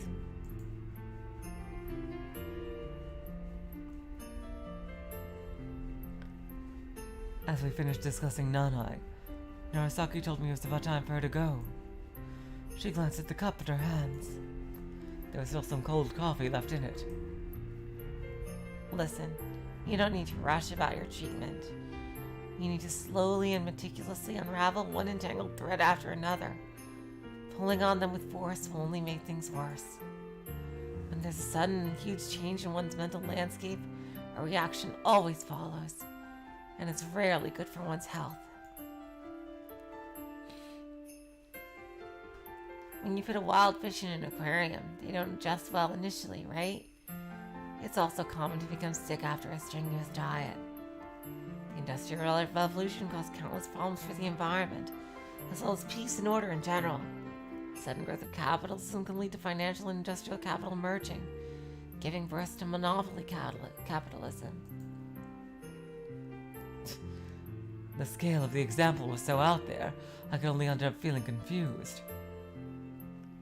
Exactly.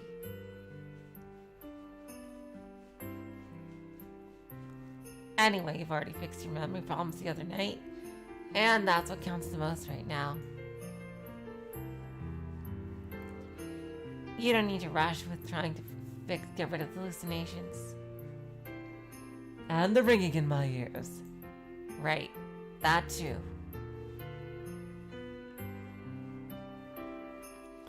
Narasaki gave me a gentle look, seemingly trying to assure me that everything was fine. She tended to make these kind of faces from time to time. Oh, there's a typo.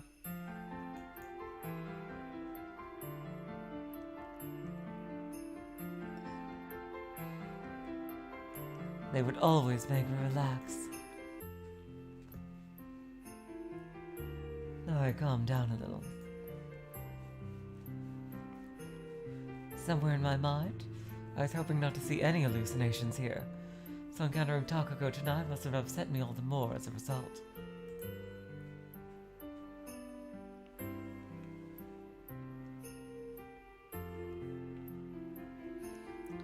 I'm really glad you came. Hearing you say that has already made the trip worth it.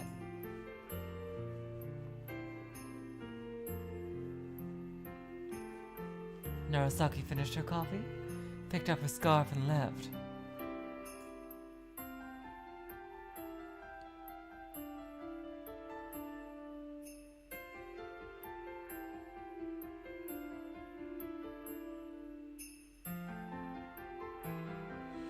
After putting the cups away, I laid down on the bed. Turning my head to the side, I saw the night sky through the window.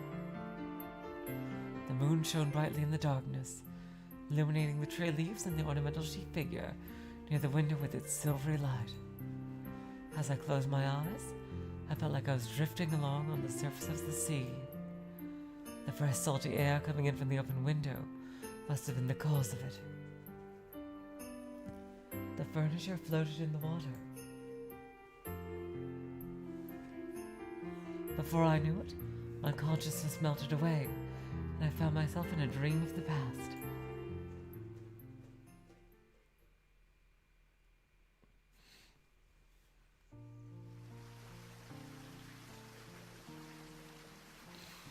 Okay, peeps, this is the perfect time to... Yep, really good timing, actually, to cut it for now. Now, yeah, the schedule's just gonna be a tiny bit weird this week. Oh, okay. Oh, it's a very short scene? Okay. Then I'll go ahead and do it, Jackie. Never mind then. You're saying it's a very short scene? Alright. I could hear the flow of a river beside me. It was sometimes interrupted by the rocks in its stream knocking together.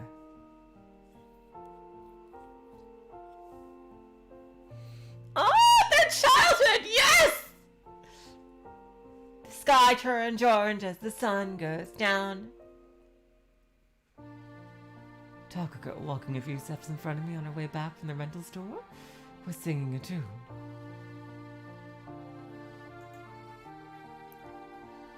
It wasn't exactly orange, though. It was more like that time during dusk when you could barely make out the faces of people walking on the other side of the street. Let's go home together with the crows. I think you're forgetting the lyrics. Huh? It was an old song, long since banished to the cobweb corners of our minds. I was pretty sure I hadn't heard us sing it since kindergarten.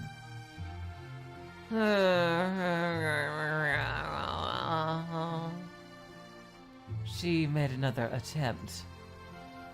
Let's go home together with the crows. It's still the same. Huh? She started mumbling again. Listening to her humming, I tried recalling how she used to sing that song. Takako kept shaking her shoulders in tune with the song, her ponytail dancing with every motion.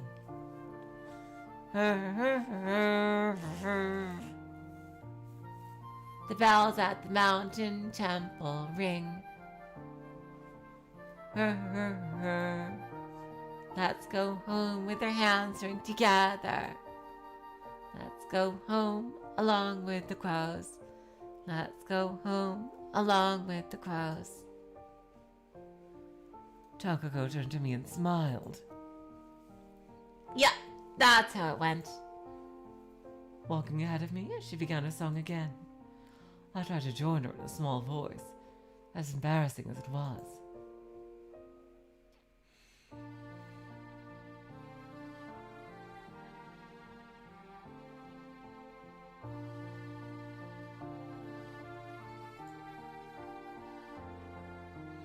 sky turns orange as the sun goes down.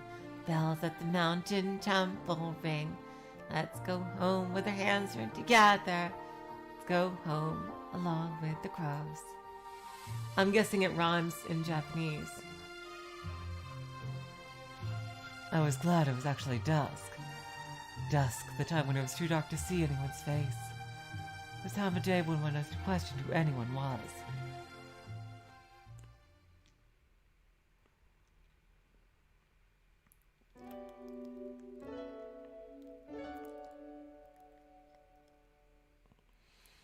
It really is very nostalgic. Yep, it was a very short scene. You were absolutely right, Jackie.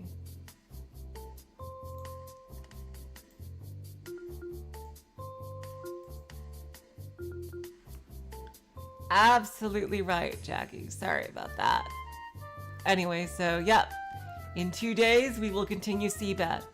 I just want to get back on the proper schedule. Alright, so I'm really excited for that. And then, yeah, it's still Thursday. It's still Thursday.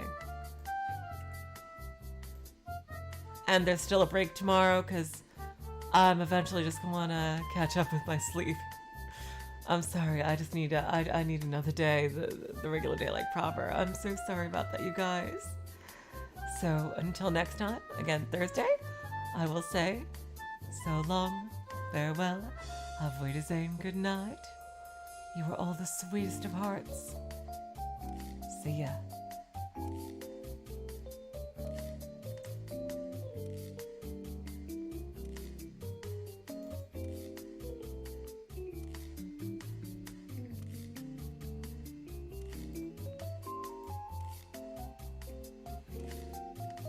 And there is no button for me to stop the stream.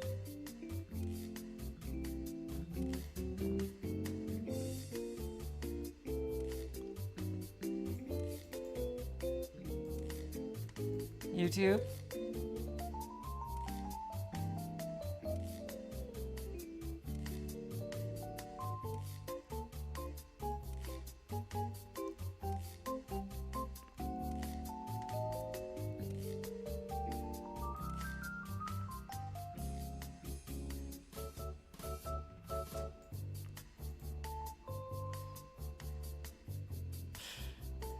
I'll just stop it from OBS and see what happens.